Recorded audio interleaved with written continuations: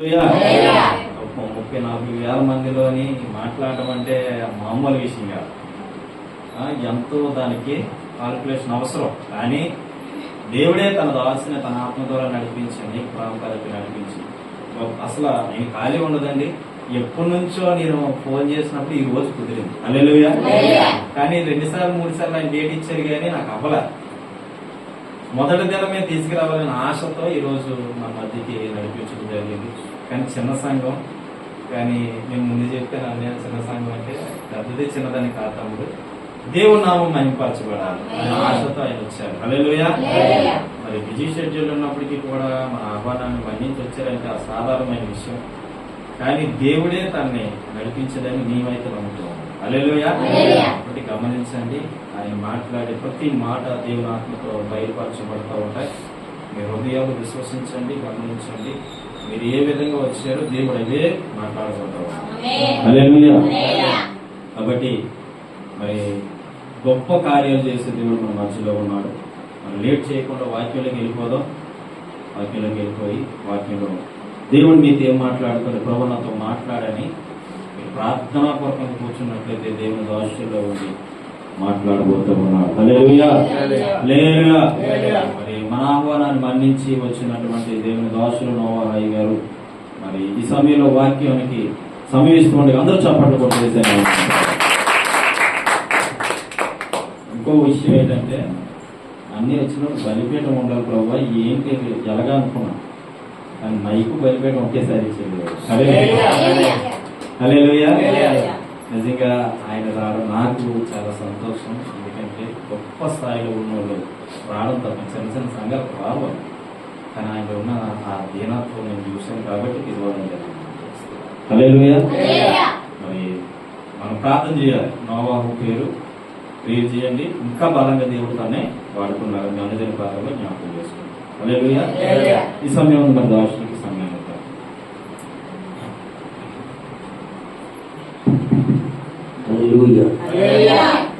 సమస్త మహిమ ఘనత ప్రభావములు మనం ఆరాధిస్తున్న యేసయ్యకు మాత్రమే కలుగును గాక. ఈ పూట దేవుని సముఖం ఎదుట ఉండటానికి ప్రభు ఎంతగానో కృప చూపించాడు. నన్ను ఆహ్వానించినటువంటి ప్రియులు దేవుని సేవకులు ఎంతో భారభరితంగా ఈ ప్రాంతంలో దేవుని సేవ కొరకై చాలా దూర ప్రాంతం నుంచి దేవుని దర్శనం మేరకు ఈ ప్రాంతానికి వచ్చి సేవ ప్రారంభించినటువంటి భారం కలిగిన దేవుని సేవకులనే చెప్పాలి. వారు ఎంతో భారంతో ఈ స్థలంలో ప్రార్థన పూర్వకంగా పరిచర్య ప్రారంభించిన దైవజనులు డేవిడ్ గారికి ప్రభు పేరిట వందనాలు తెలియజేస్తున్నాను. చాలా మంచి దైవజనులండి. ప్రార్థన అన్న వాక్యం అన్న చాలా ఇష్టం దేవుని దాసులకు. స్తోత్రం కలుగును గాక. హల్లెలూయా. ఈ సమయంలో మనము దేవుని వాక్యాన్ని మనం విందాం. దేవునికి స్తోత్రం కలుగును గాక. ఒకసారి గట్టిగా స్తోత్రం చెప్పండి. హల్లెలూయా. ఈ సమయంలో పాస్టర్ గారికి కూడా ప్రభు గారికి వందనాలండి. నేను బ్రదర్ చాలా పర్యాయం చూసాను, అక్కడెక్కడ అనుకుంటా చూసినట్టు గుర్తుంది. స్తోత్రం కలుగును గాక. హల్లెలూయా. ఏదేమైనప్పటికీ పూట దేవుని వాక్యాన్ని మనం విందాం. జాగ్రత్తగా దేవుని వాక్యం పట్ల మన హృదయాలు ప్రభు కొరకు సమర్పించుకుందాం. హల్లెలూయా. పరిశుద్ధ గ్రంథమైన బైబిల్లో నుండి ఆమోసు గ్రంథం 5వ అధ్యాయం 4వ వచనం దగ్గరికి రండి. ఆమోసు గ్రంథం 5వ అధ్యాయము 4వ వచనం. ఇశ్రాయేలులతో యెహోవా సెలవిచ్చున్నదేమనగా, నన్ను ఆశ్రయించుని ఎడల మీరు బ్రతుకుదురు. స్తోత్రం కలుగునుగా. ఓకే, ఎంతసేపు చెప్పమంటారు? నా ఇష్టమా మీ ఇష్టమా? ఓకే, స్తోత్రం కలుగునుగా. హల్లెలూయా. మీ మధ్యలోనికి రావటానికి దైవజనులు చెప్పారు 12 గంటలకు వస్తే సరిపోతుంది అన్నారు. ఓకే, 12 గంటల కంటే మేము మధ్యలో అలా నిదానంగా బయలుదేరుదాం. కంగారు పడుతూ తిప్పలు పడే కంటే నెమ్మదిగా ఏదో సామెత ఉంటుంది కదా, పరిగెత్తి పాలు తాగే కంటే. అలాంటి సామెత నేను పాట ఏం చేశానంటే నిదానంగా వస్తూ ఎంత నిదానంగా వచ్చినా 11:30కి వచ్చేస్తాం అనమాట. స్తోత్రం కలుగును గాక. హల్లెలూయా. ఇంకా ముందు వచ్చేద్దాం. మేము లొకేషన్ పెట్టుకుని ఏం చేసిందంటే మరలా ఒక 3-4 కిలోమీటర్లు అక్కడే తిప్పింది అనమాట. స్తోత్రం కలుగును గాక. ఏదేమైనప్పటికీ మీ మధ్యలోనికి రావడానికి ప్రభు కృప చూపించాడు. హల్లెలూయా. నాకు ఈ వాతావరణం ఇలా కూడుకొని ఆరాధన చేస్తే బైబిల్ గ్రంథంలో ఒక సంఘటన నాకు గుర్తొస్తుంది. ఏంటా సంఘటన అంటే, అపోస్తులైనటువంటి పౌలు గారు సౌలుగా ఉండినటువంటి దినాల్లో సౌలుకు భయపడినటువంటి సంఘాలు ఇంటింట కూడుకొని ఆయా చోట్ల ఇలా ఇంటిలోనే కూడుకొని ఆరాధించేవారట. స్తోత్రం కలుగునుగా. అలాంటి సంఘటన, ఆ దృశ్యం నా కళ్ళకు అత్తుకున్నట్లు కనిపిస్తుంది. స్తోత్రం కలుగునుగా. ఇంకొక మాట నాకు ఏం గుర్తొస్తుందనంటే, పేతురు చెరసాల్లో ఉంచబడినప్పుడు మరియ ఇంట అనేకులు కూడుకున్న సందర్భం కూడా గుర్తొస్తుంది. స్తోత్రం కలుగునుగా. ఎందుకు ఈ మాట నేను చెప్తున్నాను అనంటే, దేవుని లేఖనాలలో కొన్ని ప్రాముఖ్యమైనటువంటి విషయాలు మనం మాట్లాడుకుందాం. నేను చాలా దైవజనులు చెప్పారు, అది నేను అతిశయం కొరకు చెప్పట్లేదు, నన్ను గొప్ప కొరకు చెప్పట్లేదు, కానీ నిజానికి దేవుని దాసులు చెప్పినట్లుగానే నేను వందలు వేల సంఖ్యల్లో కూడా వాడబడినటువంటి నాకు వేదికలు ఉన్నాయి. కర్మజీ గారితో కూడా ఒకే వేదిక మీద వాడబడ్డాను, మంగాచార్యులు గారితో వాడబడ్డాను, థామస్ గారితో, దహించగ్ని థామస్ గారితో వాడబడ్డాను, కృపా మినిస్ట్రీస్ మాథ్యూస్ గారితో వాడబడ్డాను, చార్లెస్ పి జాకబ్ గారి మందిరంలో 2 వర్తమానాలు సుమారు 25,000 మంది మధ్యలో దేవుని వాక్యం చేత నిలవబడి వాడబడ్డాను. ఇలా చెప్పుకుంటూ పోతే ప్రేమరాజు గారితో వాడబడ్డాను. ఇలా ఎంతో మంది దైవజనులతో వాడబడే కృప ఇచ్చారు. ఇది నా గర్వం కొరకు, అతిశయం కొరకు, గొప్ప కొరకు చెప్పలే. ఏ స్థితిలో ఉన్నవాడిని ఏ స్థితిలోనికి తీసుకుని వెళ్ళాడు, ఆయన పేరు ఏమై ఉండొచ్చు అనేటువంటి విషయాన్ని ఈ పూట నేను మీకు జ్ఞాపకం చేస్తున్నాను. స్తోత్రం కలుగును గాక. హల్లెలూయా. దేవుడు ఎన్నిక లేని వారిని ఎన్నుకొని దేవుడు నిలబెట్టేవాడై ఉన్నాడు. స్తోత్రం కలుగును గాక. దేవుడు ఏం చేస్తాడో తెలుసా? ఎన్నిక లేని వారిని దేవుడు ఎన్నుకుంటాడు. ఆయనకున్న మంచితనం అది. ఎవరు తృణీకరించినా దేవుడు మాత్రం తృణీకరించడు. ఆయనకున్న గొప్పతనం అది. స్తోత్రం కలుగును గాక. ఇదిగో యెషయి ఇంటికి సమూయేలు వెళ్ళాడు.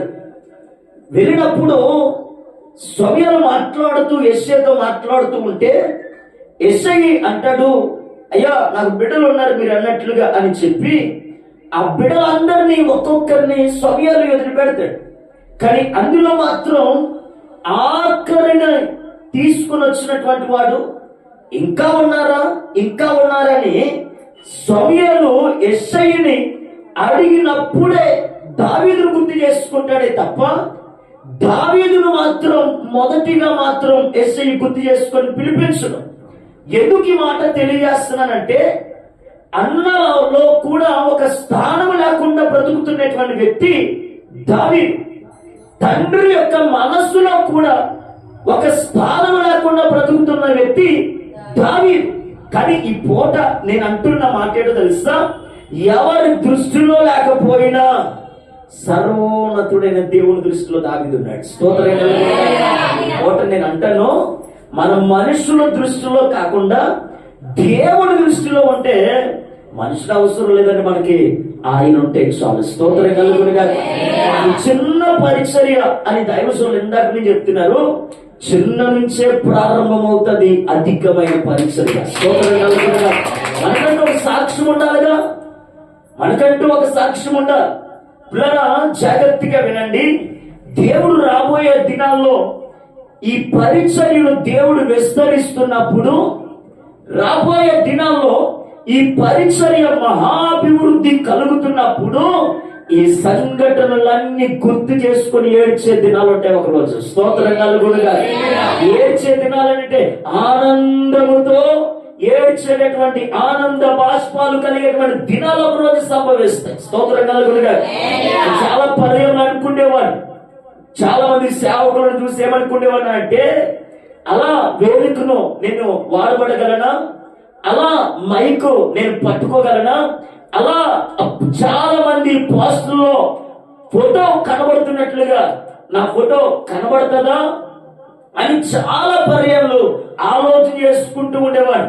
కానీ కృప కలిగిన దేవుడు ఆశను దేవుడు నెరవేర్చేవాడై ఉన్నాడు కనుక ఈరోజు ఎక్కడో ఎన్నో స్థలాల్లో రాష్ట్రాలు దాటి కూడా చాలా చోట్ల ఫోటోలు కనబడటమే కాదు, ఫ్లెక్సీలు కనబడటమే కాదు, పాంప్లెట్లు కనబడటమే కాదు. పిల్లరా, నేను ఒక చిన్న మై కట్టుకొని ఒక 10 మంది దగ్గర నిలబడితే చాలు అనుకునేటువంటి నా జీవితాన్ని దేవుడి రోజు ఎన్నో సభలో దేవుడు వాడుకునే కృపించాడు. యేసయ్యకు మాత్రమే మహిమ కలుగును గాక.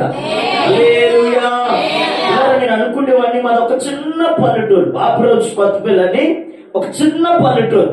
ఆ పల్లెటూరులో నేను బ్రతుకుతూ జీవిస్తూ ఉన్న వేళలో మనకు కొంతమంది తెలిసిన కొంతమంది స్నేహితులు, రే నర్సీపట్నం వెళ్తున్నానంటే నేను అది విశాఖపట్నంలో ఫీల్ అయిపోయేవాడు. నర్సీపట్నం ఎప్పుడైనా వెళ్తానా, అది విశాఖపట్నంలో ఫీల్ అయిపోయి, ఎందుకంటే మాది చాలా కఠినమైనటువంటి పేదరికం.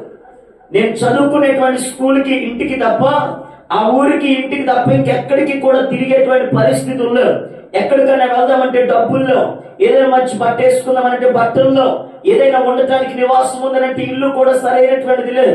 ఎక్కడికి వెళ్ళేటువంటి పరిస్థితులు లేవు పిల్లరా. కానీ దేవుని మహాకృప అదే నర్సీపట్నంలో స్థిరంగా ఉండిపోయేటువంటి కృప, నర్సీపట్నం వాస్తవుడిగానే టౌన్ లోని దేవుడు నన్ను ఉంచాడు. స్తోత్రం కలుగును గాక. హల్లెలూయా. నేను ఎందుకు ఈ మాట చెప్తున్నానంటే, దేవుని యొక్క ఆలోచనలు మనకంటే అధికముగా మన పట్ల దేవుడు ఉంచుతాడు. స్తోత్రం కలుగును గాక. నేను ప్రవచిస్తున్నాను, ఈ పరిచర్యను దేవుడు మహాభివృద్ధి చేయబోతున్నాడు. ఈ పరిచర్యను దేవుడు విస్తరించబోతూ ఉన్నాడు. స్తోత్రం కలుగును గాక. ఎందుకంటే ఎక్కడ ఏ సంఘములో మోకాల అనుభవం ఉంటుందో ఆ పరిచర్య దీవించబడిపోతుందండి. స్తోత్రం కలుగును గాక. నేను ఒకసారి నల్లచర్ల మండలం దాటి ఇంకా చిన్న తిరుపతి అనేటువంటి దగ్గరలో రామసింగవరం అనేటువంటి ఊరిలో దేవుడు వాక్యం పరిచయం చేస్తుంటున్నప్పుడు, లాస్ట్ ఆల్టర్ కలుస్తున్నప్పుడు సుమారు చాలా సేపు దేవుడు నడిపింపుని బట్టి ఆల్టర్ కలుస్తూ ఉంటే ఒక్కరు మోకాలు దిగలేదు. అందరూ మోకాళ్ళ మీద ఉండి ప్రార్థన చేస్తూ రోధిస్తూ అందరూ కూడా అభిషేకంతో నింపబడ్డారు. నేను చాలా సంతోషించాను. అప్పుడు నేను అనుకున్నాను, మోకాళ్ళ మీద ఉన్న సంఘం తప్పక త్వరగానే దీవించబడతాది. నేను మీ దగ్గర కూడా చూశాను, ఆరాధించేటప్పుడు అందరూ మోకాళ్ళ మీద ఉండి ఆరాధించి ప్రభువును స్తుతించారు. స్తోత్రం కలుగును గాక. హల్లెలూయా. అందుకని ఒక భక్తుడు అంటాడు, మోకాళ్ళు నలుపెక్కితే ముఖం తెలుపెక్కుతుందట. స్తోత్రం కలుగును గాక. హల్లెలూయా. అందుకని ఒక భక్తుడు ఒక దైవజనుడి దగ్గరికి వెళ్ళి ఒకరు అడుగుతున్నారట, అయ్యా మీరెంతగా దీవించబడిపోవటానికి, మీరెంతగా ఆశీర్వదించబడిపోవటానికి, ఇంత తక్కువ టైంలో ప్రపంచంలో గొప్ప స్వార్థికుడుగా మారటానికి రహస్యం ఏంటయ్యా అని అడిగితే ఆయన అన్నాడట, 3 విషయాలు అన్నాడట. ఒకటి ప్రార్థన, రెండోది ఇంకొకటి ఏదో చెప్తాడు అనుకున్నా, రెండవది కూడా ప్రార్థనే. ఓకే, 2 ప్రార్థనలు చెప్పాడంటే 3వది కూడా మరొకటి ఏదో చెప్తారని, మరలా 3వది ఏంటి అని అడిగితే 3వది కూడా ప్రార్థనే అని చెప్పాడట. అంటే ప్రార్థన ద్వారానే వృద్ధి కలుగుతుంది అని, ప్రార్థన ద్వారానే దీవెన కలుగుతుంది అని, ప్రార్థన ద్వారానే ఆశీర్వాదం కలుగుతుందని, ప్రార్థన ద్వారానే సరిహద్దులు విశాలపరచబడతాయి అని. స్తోత్రం కలుగును గాక. ఈ పూట మనం ఏం కలిగి ఉండాలో తెలుసా? ప్రార్థన. స్తోత్రం కలుగును గాక. సంఘం చిన్నది కావచ్చు, ప్రార్థన శక్తివంతమైనది. స్తోత్రం కలుగును గాక. అది బట్టి ఈ పూట నేను మీతో మాట్లాడబోతున్నటువంటి సందేశంలో జాగ్రత్తగా మీరు వినండి. చదవబడిన లేఖన భాగంలో నుండి ఆమోసు గ్రంథం 5వ అధ్యాయం 4వ వచనంలో దేవుడు అంటాడు, మీరు నన్ను ఆశ్రయించండి, నన్ను ఆశ్రయించిన ఎడల మీరు బ్రతుకుదురు అన్న మాట ఉంది. హల్లెలూయా. బైబిల్లో దేవుడు మాట్లాడుతూ అన్నాడు, మీరు నన్ను ఆశ్రయించండి, నన్ను ఆశ్రయిస్తే మీరు బ్రతుకుతారు అని అన్నాడు. బైబిల్ గ్రంథంలో దేవుని యొక్క మహాకృప వల్ల కష్టాలలో దేవుని ఆశ్రయించి వారి కుటుంబంలో ఉన్న వ్యక్తులను బ్రతుకునించుకున్న వారు కొంతమంది మనకు కనబడతారు. నేను ఈ రోజు నా సాక్ష్యాన్ని కూడా తెలియజేస్తాను, మీరు వినండి. స్తోత్రం కలుగును గాక. దేవుడు అన్నాడు, నన్ను ఆశ్రయించండి, నన్ను ఆశ్రయించిన ఎడల మీరు బ్రతుకుతారు అన్నాడు. హల్లెలూయా. రోజు సమాజ మందిరపు అధికారి ఇంటిలో ఒక బాధ విచారకరమైనటువంటి సంఘటనలు చోటు చేసుకుంది. ఏంటి ఆ సంఘటన అంటే, తనకు ఒక కుమార్తె ఉంది. ఆ కుమార్తె మంచం మీద పట్టి ఇంకా చావు బ్రతుకుల్లో కొట్టిమిట్టాడుతూ ఉంది. ఒక సమాజ మందిరపు అధికారికి డబ్బు కొరువులే, పేరుకు కొరువులే, కానీ తన ప్రయత్నాలన్నీ చేస్తుండొచ్చు. అల్లారు ముద్దుగా పెంచుకుంటున్నటువంటి కుమార్తె బాగుపడాలి, బ్రతకాలి అని. కానీ ఏ ప్రయత్నం చేసినా ఆ కుమార్తె మాత్రం బ్రతికే అవకాశాలు లేవు. ఇంకా ఆయన అనుకున్నాడు, మన ప్రయత్నాలన్నీ అయిపోయాయి, ఇదిగో యేసయ్య మాత్రం బాగు చేయగలడు, నా కుమార్తెను బ్రతికించగలడు అని తన కుమార్తె విషయంలో యేసయ్యను ఆశ్రయించాడు. స్తోత్రం కలుగునుగాక. ఎప్పుడైతే యేసయ్యను ఆశ్రయించాడో, యేసయ్యను ఆశ్రయించినటువంటి సమాజ మందిరపు అధికారిని దేవుడు చూసి, యేసయ్యను ఎప్పుడైతే సమాజ మందిరపు అధికారి ఆశ్రయించాడో, బైబిల్ సెలవిస్తూ ఉంటుంది, సమాజ మందిరపు అధికారి కుమార్తె బ్రతికింది అని. స్తోత్రం కలుగునుగాక. హల్లెలూయా. చాలా వివరణ ఉంది, కానీ మేలు కావలసినటువంటి విషయాలు నేను చెప్పి ముందుకు కొనసాగుతూ ఉంటున్నాను. స్తోత్రం కలుగునుగాక. ఒక రోజు యెషయా అనబడినటువంటి ఒక ప్రవక్త వచ్చి హిజ్కియాతో అంటాడు, హిజ్కియా, నువ్వు చనిపోతావు, నీ ఇల్లు చక్కబెట్టుకో. నీవు మరణం అవుతున్నావు, నీ ఇల్లు చక్కబెట్టుకో.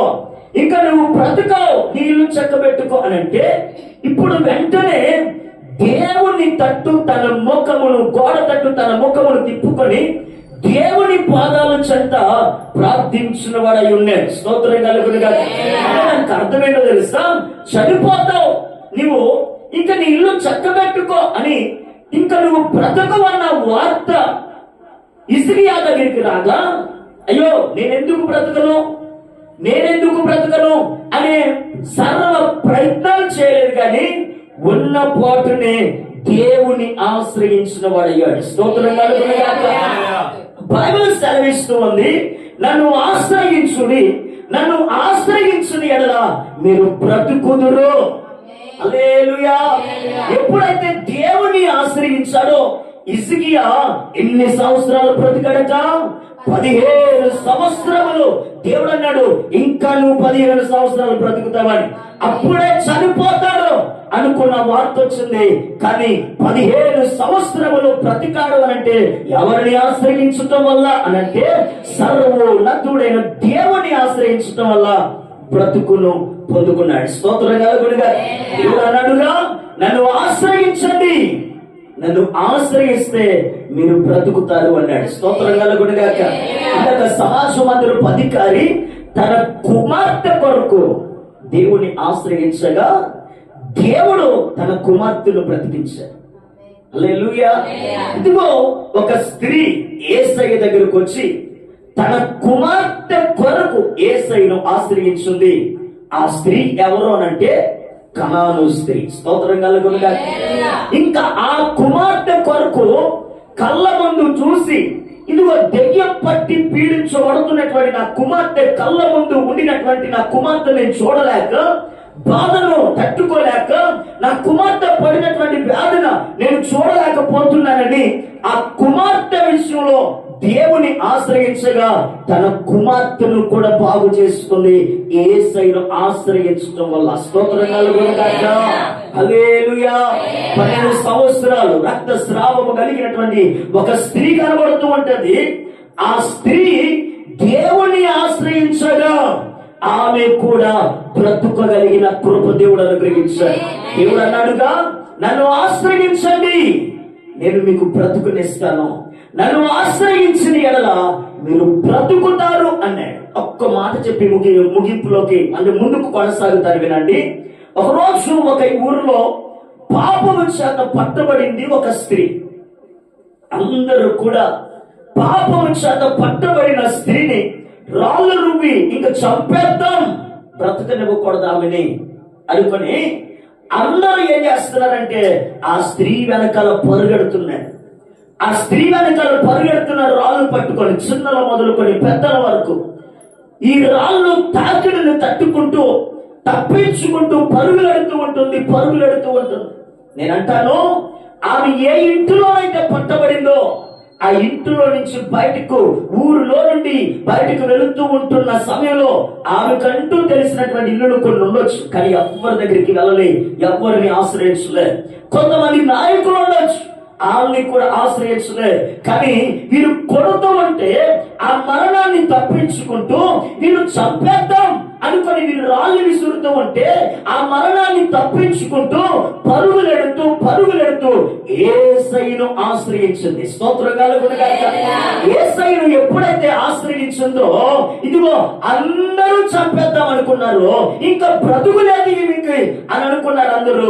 కానీ యేసయ్యను ఆశ్రయించగా, మీరు నన్ను ఆశ్రయించండి, నన్ను ఆశ్రయించిన ఎడల మీరు బ్రతుకుతారు అన్నాడు. స్తోత్రం కలుగును గాక.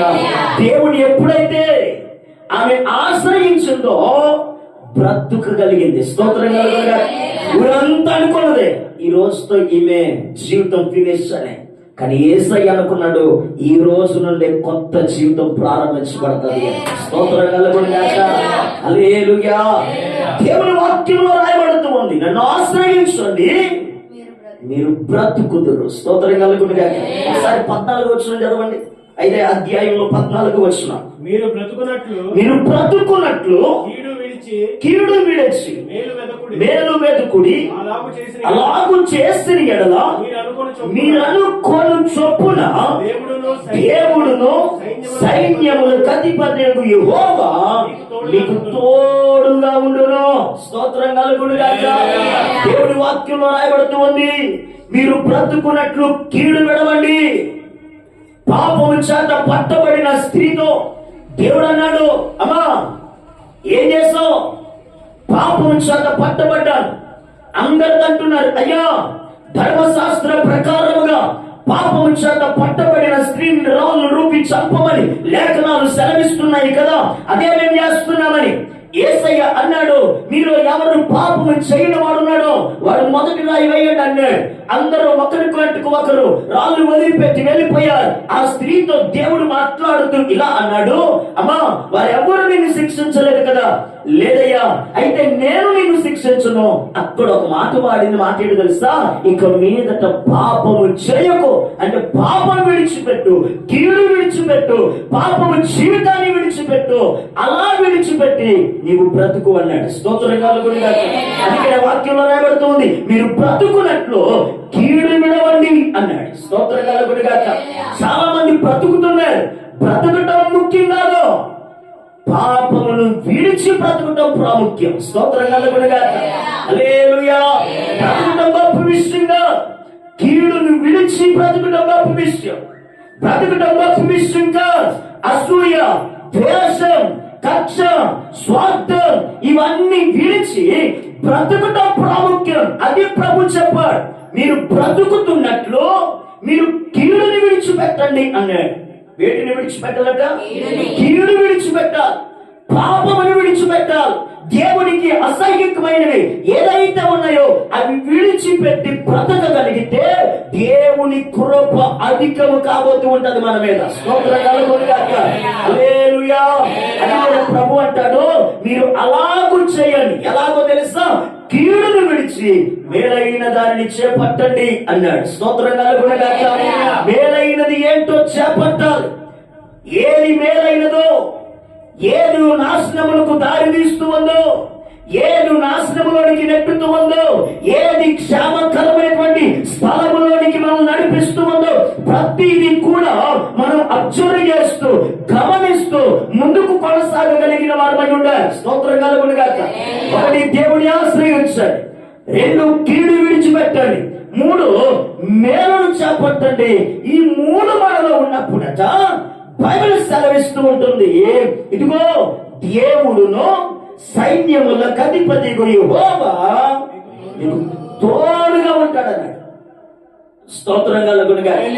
దేవుడు ఎప్పుడు మనకు తోడుగా ఉంటాడని దేవుని వాక్యంలో రాయబడుతున్నది తెలుసా?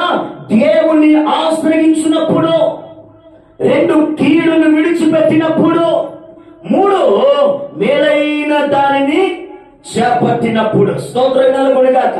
ఈ 3 ఎవరైతే పాటిస్తారో, ఈ 3 ఎవరిలోనైతే దైవికంగా కొనసాగుతూ ఉంటారో వారితో పాటు దేవుడే ఉంటానని వాక్యంలో రాయబడుతూ ఉంది. స్తోత్రం కలుగునుగా.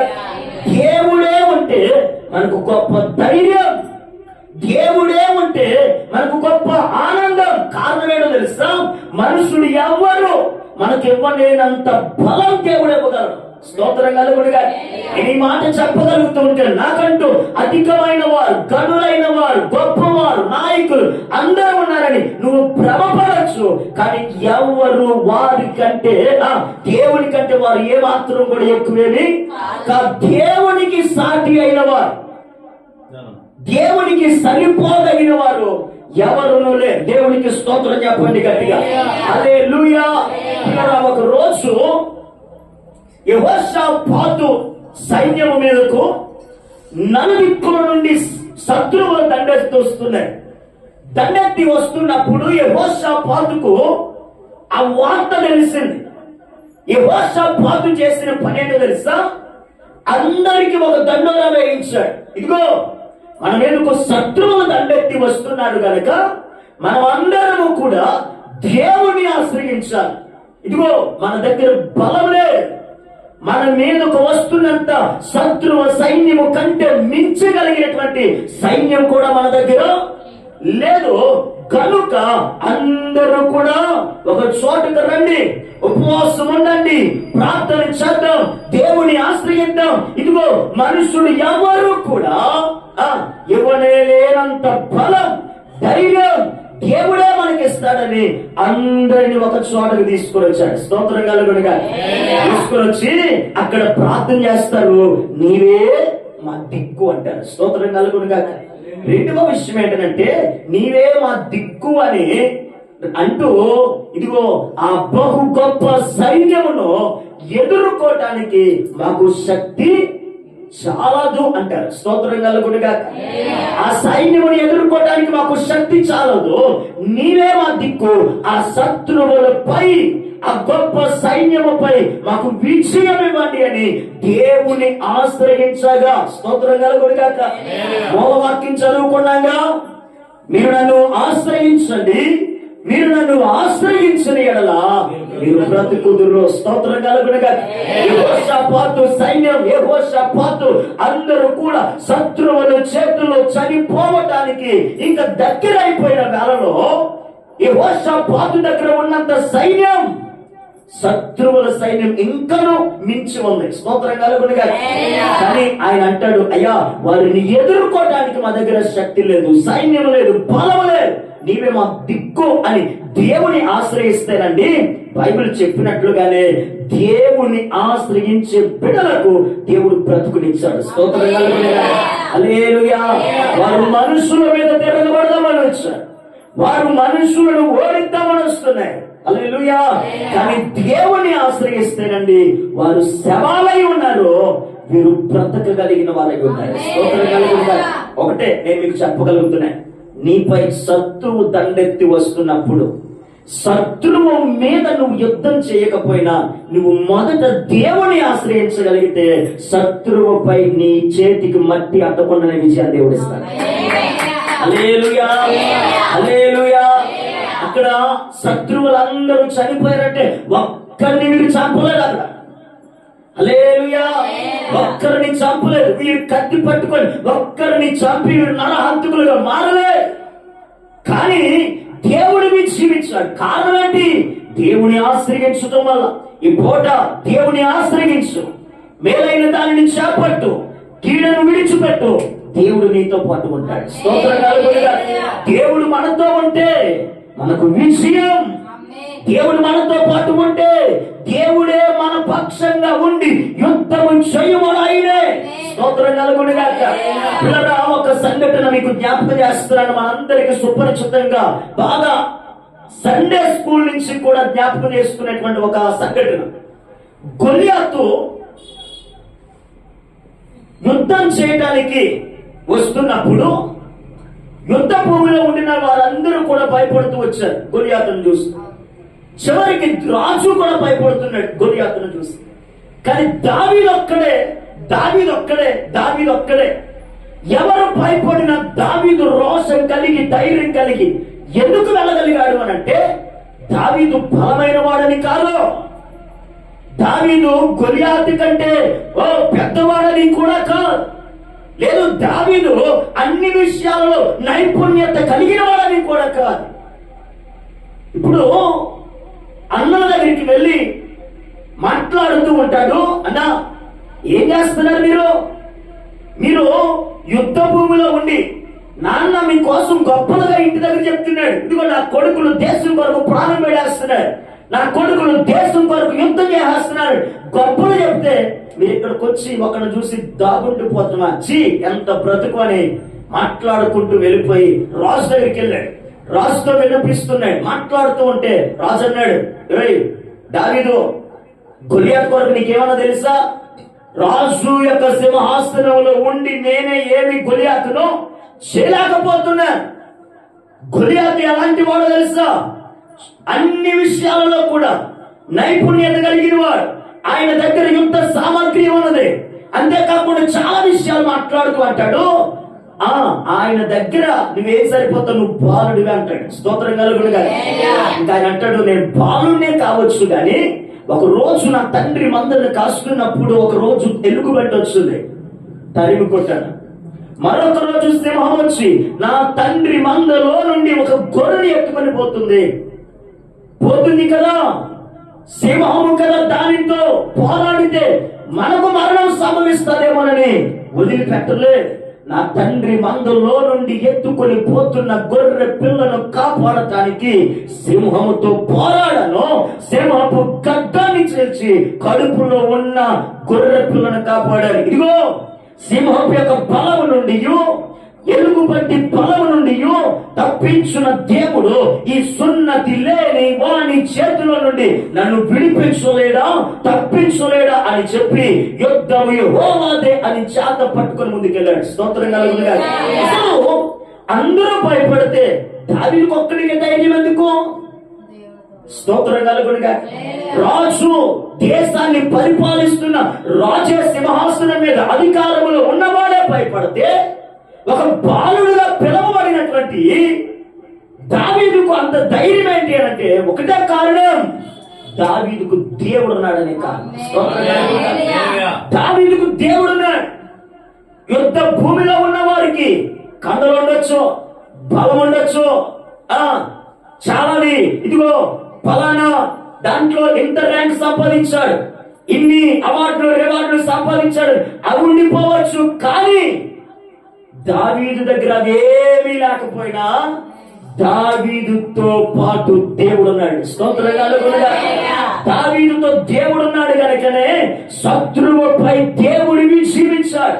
బైబిల్ సెలవిస్తూ ఉంది, నన్ను ఆశ్రయించండి, నన్ను ఆశ్రయించుని ఎడల మీరు బ్రతుకుతారు, నన్ను ఆశ్రయించండి, కీడును విడిచిపెట్టండి, మూడవది కీడును విడిచిపెట్టి మేలైన దానిని చేపట్టండి, అప్పుడు దేవుడు నీతో పాటు ఉంటాడు.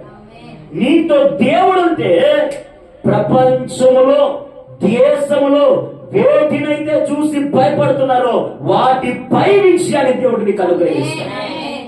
చాలా మంది భయపడుతున్నాయి రోగాలు, మరణం, అప్పులు, ఇలా కొన్ని మనుషులు భయపడుతున్నాయి కనబడుతూ ఉంటున్నాయి. కానీ నేనంటాడు పిల్లరా, లోకములో ఉన్నవారు, క్రీస్తు వెలుపల ఉన్నవారు, దేవుని తోడు లేకుండా బ్రతుకుతున్నవారు వాటిని చూసి భయపడొచ్చు.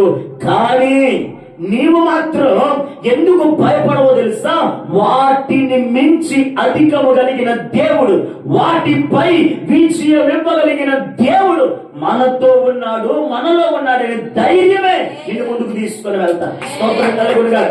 బైబిల్ చెప్తుంది కదా, లోకములో ఉన్న వారందరి కంటే మీలో ఉన్నవాడు గొప్పవాడు. స్తోత్రం కలుగును గాక. ముగ్గురు యవనస్తులు రాజు ముందు తీసుకొచ్చి పెట్టారు. రే నేనేం చెప్పాను మీ అందరికనే అన్నాడు. ఏం చెప్పారయ్యా? అప్పుడే మర్చిపోయారా?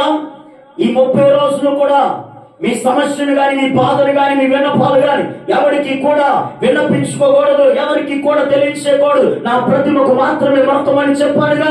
మీరు దానికి రివర్స్ గా ఉన్నారట. అంటే అవునయ్యా అని మాట్లాడారు. అప్పుడు రాజుకి ఇంకా కోపం వచ్చి అగ్నిని చూపిస్తున్నాడు. రే మీరు ఇప్పుడు నా కళ్ళ ముందు నేను నిలబెట్టినటువంటి ప్రతిముఖ మొక్కండిరా, మిమ్మల్ని ఇంకా అగ్నిలో పడవేయకుండా మిమ్మల్ని శిక్షించను, వదిలిపెట్టేస్తారంటే వారు ఏమాత్రం కూడా అగ్నిని చూసి కూడా భయపడలేదు, రాజు మాటకు కూడా భయపడలేదు. లేదయ్యా, మా దేవుడనే యెహోవా మాకు సెలవిచ్చిన మాట, పైన ఆకాశం అందే గాని, కింద భూమి అందే గాని, దాని కింద ఉన్న నీళ్ళు అందే గాని దేని రూపమును చేసుకోకూడదు, వాటిని పూజింపకూడదు, వాటికి సాగిల పడకూడదని దేవుడు మాకు ఇచ్చినటువంటి ఆజ్ఞయ్య, మేము అలా చెయ్యం అన్నాడు. ఇంకా రాజుకి ఇంకా కోపం ఎక్కువైపోయింది. కోపం ఎక్కువైపోతే ఇదిగో దేశాన్ని, రాష్ట్రాన్ని, ప్రాంతాన్ని పరిపాలిస్తున్న రాజుగా అధికారంలో ఉన్న నాకే వీళ్ళు ఎదురు సమాధానం చెప్పారని వెంటనే ఏం చేస్తున్నాడంటే, వీరు ఎలాగైనా మాట వినరని కనబడుతున్న అగ్నిని మరల రెట్టింపులు చేశాడు. స్తోత్రం కలుగునుగా. దానిని చూసైనా భయపడతారని. కానీ వారి ముగ్గురు అగ్నిని కాదు కదా, అగ్నిలో ఉంటున్న దేవుడు మాతో ఉంటాడు అని వారు దేవుని చూసి ధైర్యం కలిగి ముందుకెళ్ళిపోయారు. స్తోత్రం కలుగునుగా. ఒక మాట జ్ఞాపకం చేస్తున్నాడు, అయ్యా ఇదిగో అగ్నిలో వేసి మమ్మల్ని పడివేసి చంపేస్తావు, కానీ వాటి నుంచి దేవుడు మమ్మలను తప్పిస్తాడు, విడిపిస్తాడు. ఒకవేళ విడిపించకపోయినా మా దేవుడు కొరకు అంత సాక్ష్యం అయిపోయటానికైనా మేము సిద్ధం అన్నాడు. స్తోత్రం కలుగునుగా. అంటే వారి కళ్ళ ముందు అగ్ని కనబడుతున్నా కానీ వారికి భయం అనేటువంటిది రాలేదు. కారణం ఏంటో తెలుసా? వారితో దేవుడు నడే ధైర్యం. స్తోత్రం కలుగునుగా. ఆ ధైర్యమే అగ్నిలోనికి తీసుకొని వెళ్ళింది. అగ్నిలో వారితో పాటు 4వ వ్యక్తిగా దేవుడు కనబడుతున్నాడు. స్తోత్రం కలుగునుగా. సింహాసనం మీద కూర్చున్నాడు రాజు, కనిపిస్తున్నాడు.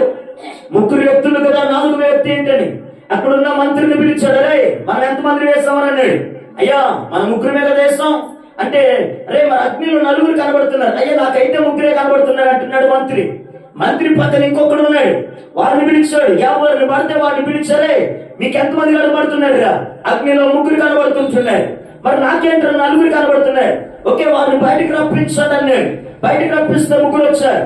తల వాసన చూస్తాడు, చర్మ వాసన చూస్తాడు, బట్ట వాసన చూస్తాడు. ఎక్కడైనా ఒక కాలినటువంటి వాసన వచ్చిందేమో చూస్తే ఎక్కడ ఏమీ లేదు.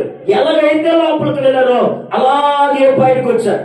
హల్లెలూయా, హల్లెలూయా.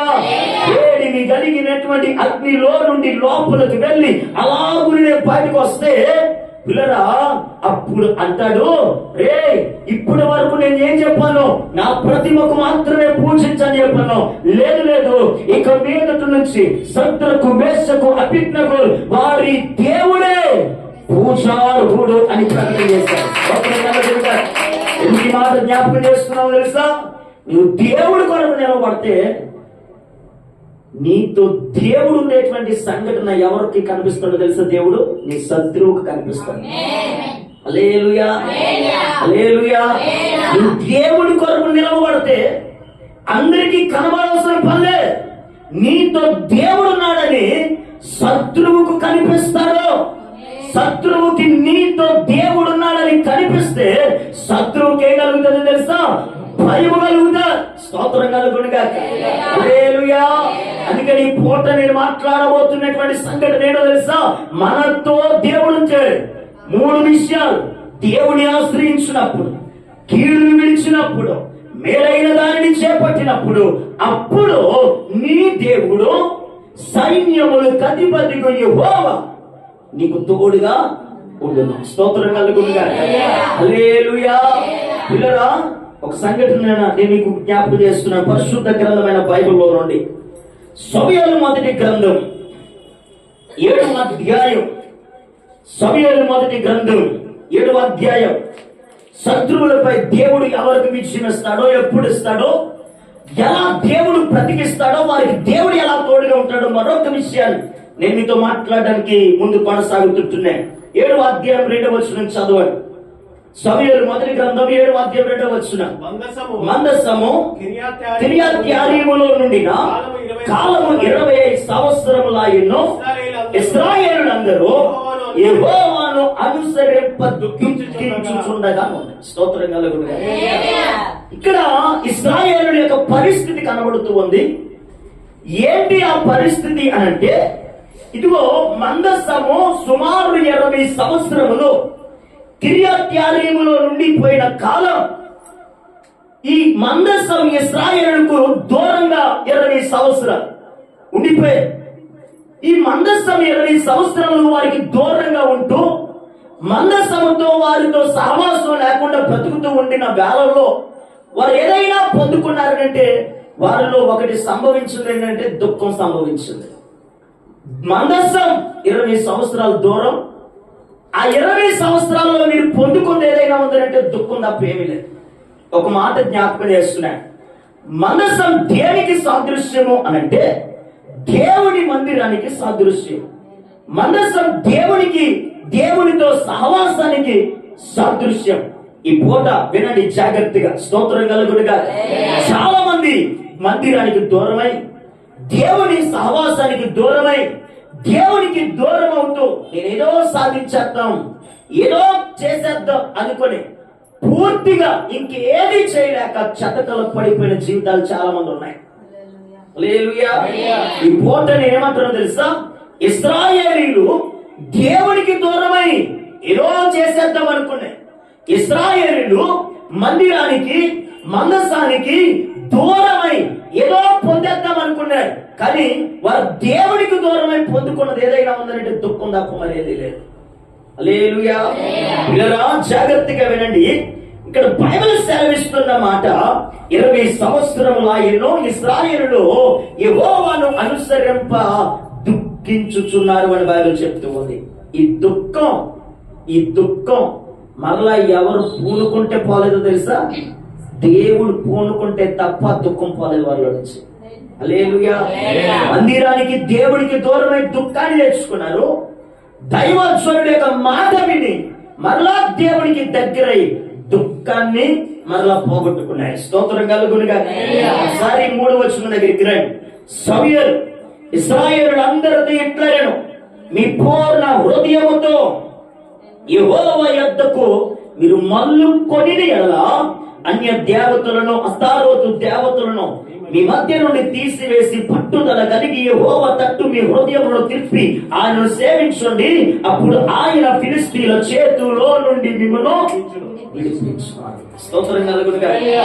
మీరు దుఃఖం ఎందుకు అంటే ఒక శత్రువులకి మీ చేతిలోకి వెళ్ళిపోయి శత్రువులకు భయపడుతూ ఉన్నాయి. సుమారు 20 సంవత్సరాల నుంచి ఫిలిష్తీయులు అనబడినటువంటి శత్రువుల చేతిలో వీరు ఉండిపోతూ వారికి భయపడుతూ వీళ్ళు తలదాచుకుంటున్నారు. స్తోత్రం కలుగునుగా. అసలు ఇశ్రాయేలు ప్రజలు ఎవరు అనంటే దేవుని ప్రజలు. దేవుని ప్రజలకు దేవుడు ఏం చేయాలి అనంటే శత్రువులపై విజయం ఇవ్వాలి. దేవుని ప్రజలకు దేవుడు ఏమై ఉండాలి అంటే దేవుడు వారికి తోడై ఉండాలి. కానీ ఇక్కడ బైబిల్ చెప్తూ ఉంది, ఇదిగో ఇశ్రాయేలీయులు ఫిలిష్తీయులు అనబడినటువంటి శత్రువులకు భయపడుతున్నారు. హల్లెలూయా. ఎందుకు భయపడ్డాం? దేవుడు ఉన్నాడుగా అంటే దేవుడు ఉన్నాడు, కానీ వీరు మాత్రం దేవుని తట్టు లేరు. స్తోత్రం కలుగునుగా. దేవుడు ఇశ్రాయేలును ఇలా మాట్లాడుతూ వచ్చాడు. మోషేతో మాట్లాడినప్పుడు మోషే, నా ప్రజల బాధను నేను నిశ్చయముగా చూస్తాను అన్నాడు. నా ప్రజల బాధను నిశ్చయముగా చూస్తాను నేను అన్నాడు. అంటే దేవుడే ఇశ్రాయేలును ఎలా సంబోధించాడు? ఇశ్రాయేలు గురించి మాట్లాడుతూ నా అనే మాట సంబోధించాడు. నా అన్న మాట, నా అనేటువంటిది చాలా దగ్గర సంబంధాన్ని తీసుకుని వస్తాడు. హల్లెలూయా. ఇప్పుడు పాస్టర్ గారు, అయ్యా ఈ సంఘం ఎవరిది అంటే ఆయన అంటాడు, నా సంఘం అండి అంటాడు. ఇప్పుడు నాకు 2 బిడ్డలను దేవుడు అనుగ్రహించాడు. ఆ 2 బిడ్డలను నేను తీసుకుని వచ్చి 2 పరిచయం చేస్తూ అంటాను, మీరు నా కుమారులు అంటారు. హల్లెలూయా. ఏదైనా నా అనేటువంటి ఆ పదం ఏం చేస్తుందో తెలుసా? చాలా దగ్గర సంబంధాన్ని తీసుకుని వస్తారు. హల్లెలూయా. హల్లెలూయా. అలాగునే మోషేతో దేవుడు మాట్లాడేటప్పుడు అన్నాడు, నా ప్రజల బాధను నేను నిశ్చయముగా చూశాను అన్నాడు. హల్లెలూయా. దేవుని ప్రజలే దేవునికి దూరం అయిపోయినటువంటి సంఘటనలు. ఒకసారి న్యాయాధిపతుల దగ్గరికి రండి. న్యాయాధిపతులు గ్రంథం 6వ అధ్యాయం. న్యాయాధిపతులు 6వ అధ్యాయము 1వ వచనం చదవండి. ఇశ్రాయేలీలు యెహోవా దృష్టికి దోషులైనందున యెహోవా 7 ఏండ్లు వారిని మిద్యానీయులకు అప్పగించును. 3:12 దగ్గర కూడా రండి. న్యాయాధిపతుల గ్రంథం 3:12. ఇశ్రాయేలీలు మరలా యెహోవా దృష్టికి దోషులైన గనుక యెహోవా దృష్టికి దోషులైనందున యెహోవా ఇశ్రాయేలుతో యుద్ధము చేయుటకు మోయాబు రాజైన ఎగ్లోనును బలపరచెను అన్నాడు. ఈ 2 విషయాలను జ్ఞాపకం చేసుకోండి. న్యాయాధిపతుల గ్రంథంలో 6:1 ఉంది, ఇశ్రాయేలు దేవుని దృష్టికి దోషులైనందున 7 ఏండ్లు ఇశ్రాయేలును శత్రువులైనటువంటి మిద్యానీయుల చేతికి అప్పగించాడు. 2వ విషయాన్ని ఇక్కడ చదివితే, ఇశ్రాయేలు యెహోవా దృష్టికి మరలా దోషులైనందున ఇదిగో వారితో యుద్ధము చేయడానికి శత్రువైనటువంటి మోయాబు రాజైన ఎగ్లోనును ఆయన చేతిని బలపరిచాడు. వాస్తవానికి ఎవరైతే తన బిడలై ఉన్నారో వారి చేతిని బలపరచాలి. ఎవరైతే తన బిడలై ఉన్నారో వారికి విజయం ఇవ్వాలి. కానీ ఇశ్రాయేలు యొక్క పాపం, ఇశ్రాయేలు యొక్క దేవుడికి దూరమైపోయినటువంటి జీవితాన్ని బట్టి దేవుడు ఏం చేస్తాడంటే ఇశ్రాయేలును శత్రువుల చేతికి అప్పగిస్తూ వచ్చాడు. అసలు ఎందుకంటే అప్పగించాలి అంటే కొన్ని పర్యాయాలు మనకి దేవుడు ఎంత నెమ్మదిగా చెప్పినా అర్థం కాదు. అందుకని పెద్దలు అంటారుగా, బాధపడితేనే తప్ప బోధపడదు. చాలా పర్యాయాలు దైవజనుల ద్వారా దేవుడు మాట్లాడుతాడు. చాలా పర్యాయాలు దేవుడి యొక్క సేవకుడు ద్వారా తన ప్రజలకు ఏ మాట అవసరమై ఉన్నదో అది దేవుడు తన దాసుడు నోటంటే విడుదల చేస్తాడు.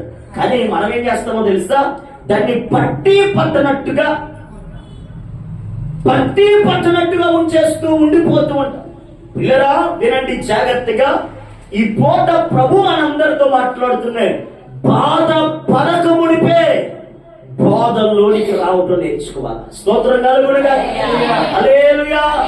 దావీదు అంటాడు, ఇదిగో శ్రమ కలగక మునుపు త్రోవ విడిచుకుని ఇప్పుడైతే నీ మార్గములు అనుసరించి నడుచుకొనుచున్నాను అన్నాడు. శ్రమ కలగక మునుపు ఏమొచ్చిందట? త్రోవ విడిచే తత్వం.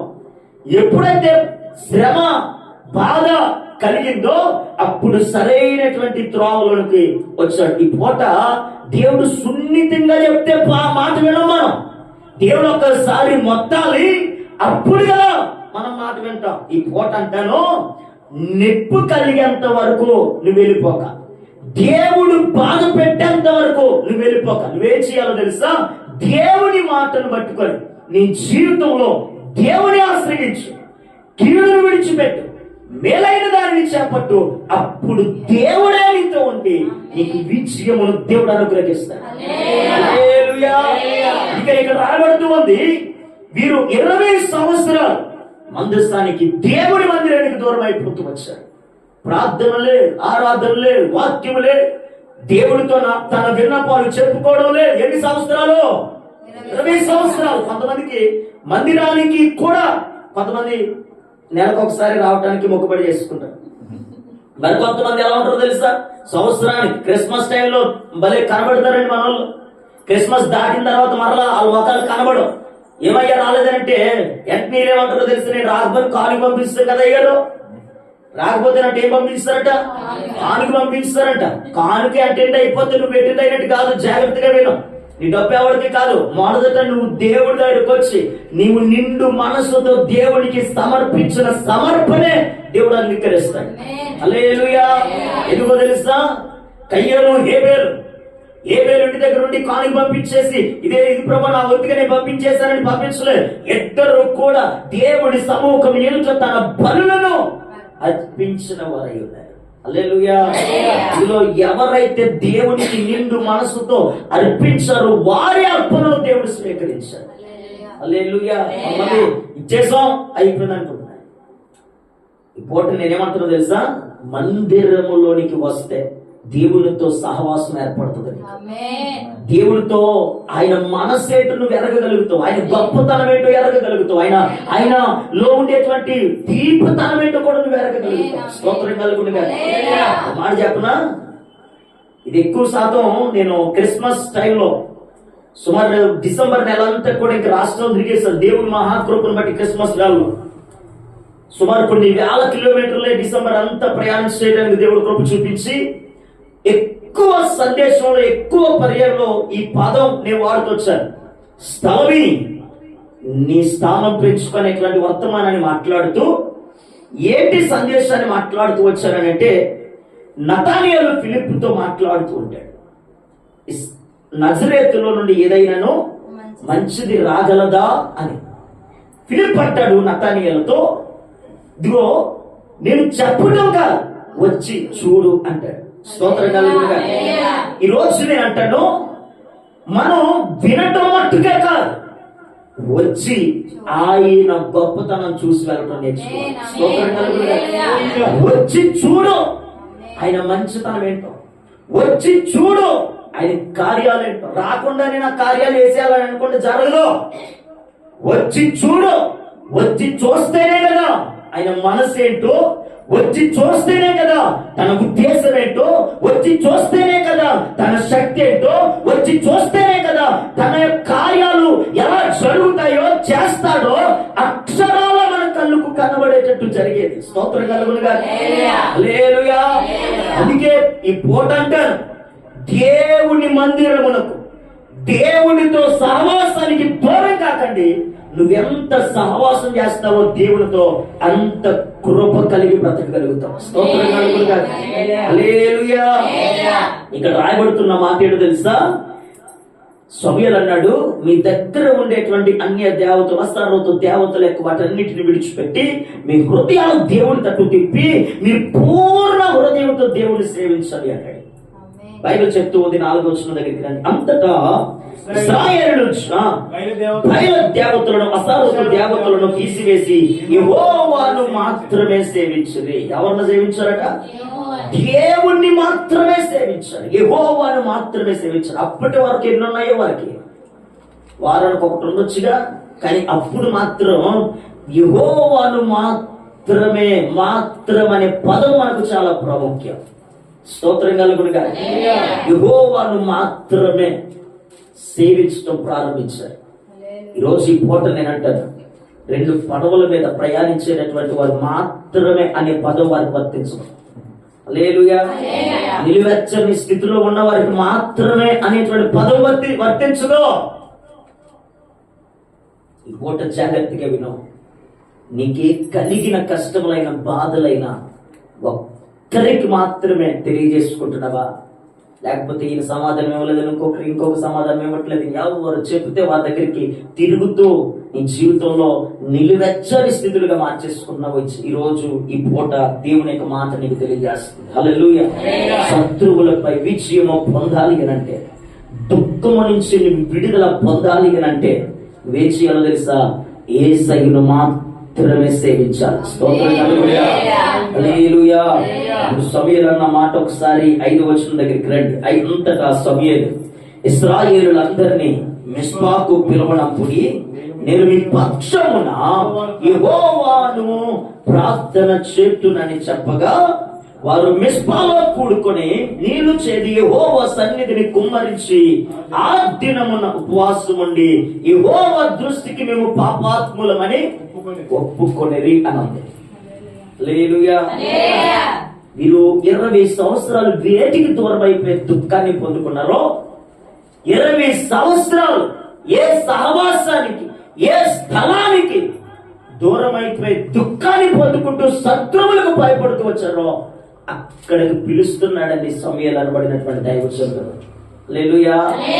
20 సంవత్సరాలు మందిరానికి, సహవాసానికి, దేవునికి దూరం అయిపోవటం వల్ల దుఃఖాన్ని పొందుకున్నారు, శత్రువులకు భయపడుతున్నారు. మీరు ఇప్పుడు ఏం చేయాలో తెలుసా? అందరూ మిస్పాకు రండి. మిస్పా అనేటువంటిది దేవుని సన్నిధి అనుభవం.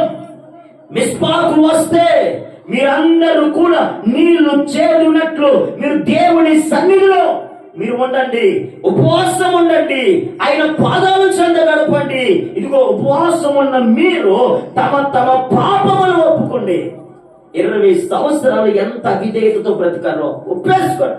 20 సంవత్సరాలు ఎంత తిరుగుబాటుతనంగా బ్రతికారో ఒప్పేసుకోండి. 20 సంవత్సరాలు ఎంత భయంకరమైనటువంటి బ్రతుకుతూ నా ఇష్టం అనేటువంటి అహంభావంతో బ్రతికారో ఒప్పేసుకోండి. మీరు ఒప్పుకుంటే కనికరం పొందుకుంటారని, హల్లెలూయా, ఒప్పుకుంటే కనికరం పొందుకుంటారని చెప్పి వారందరినీ మిస్పాకు కూడుకుని వచ్చి మిస్పాలో వారు కూడుకుని ప్రార్థన చేస్తానంటండి. జాగ్రత్తగా వినండి. మరలా ఇశ్రాయేలు చెవును కొడబడింది. ఏంటో తెలుసా? ఎవరికైతే భయపడి ఇక్కడికి రాకుండా ఉంటారు, ఇక్కడ పర్లేదు అనుకుని మనం ధైర్యంగా ఉంటున్నామో, ఇక్కడికి కూడా మనం ఎవరికైతే భయపడుతున్నా వారు వచ్చేస్తున్నారని వీరు చెవులు పడింది. ఎవరు అంటే ఫిలిస్తీన్లు వీరు మిస్పాలో కూడుకున్నారని తెలుసుకొని మిస్పాకు మరలా వాళ్ళందరూ బయలుదేరి ఇశ్రాయేలును అంతం చేయడానికి, ఇశ్రాయేలును ఓడించడానికి శత్రువులు వస్తున్నారు. ఇశ్రాయేలుకు భయం పట్టుకుంది. ఇంకెక్కడ కూడా మనం వదిలిపెట్టేలా లేరు, ఇంకెక్కడికి పోగలం. చాలా మంది ఒకటి తర్వాత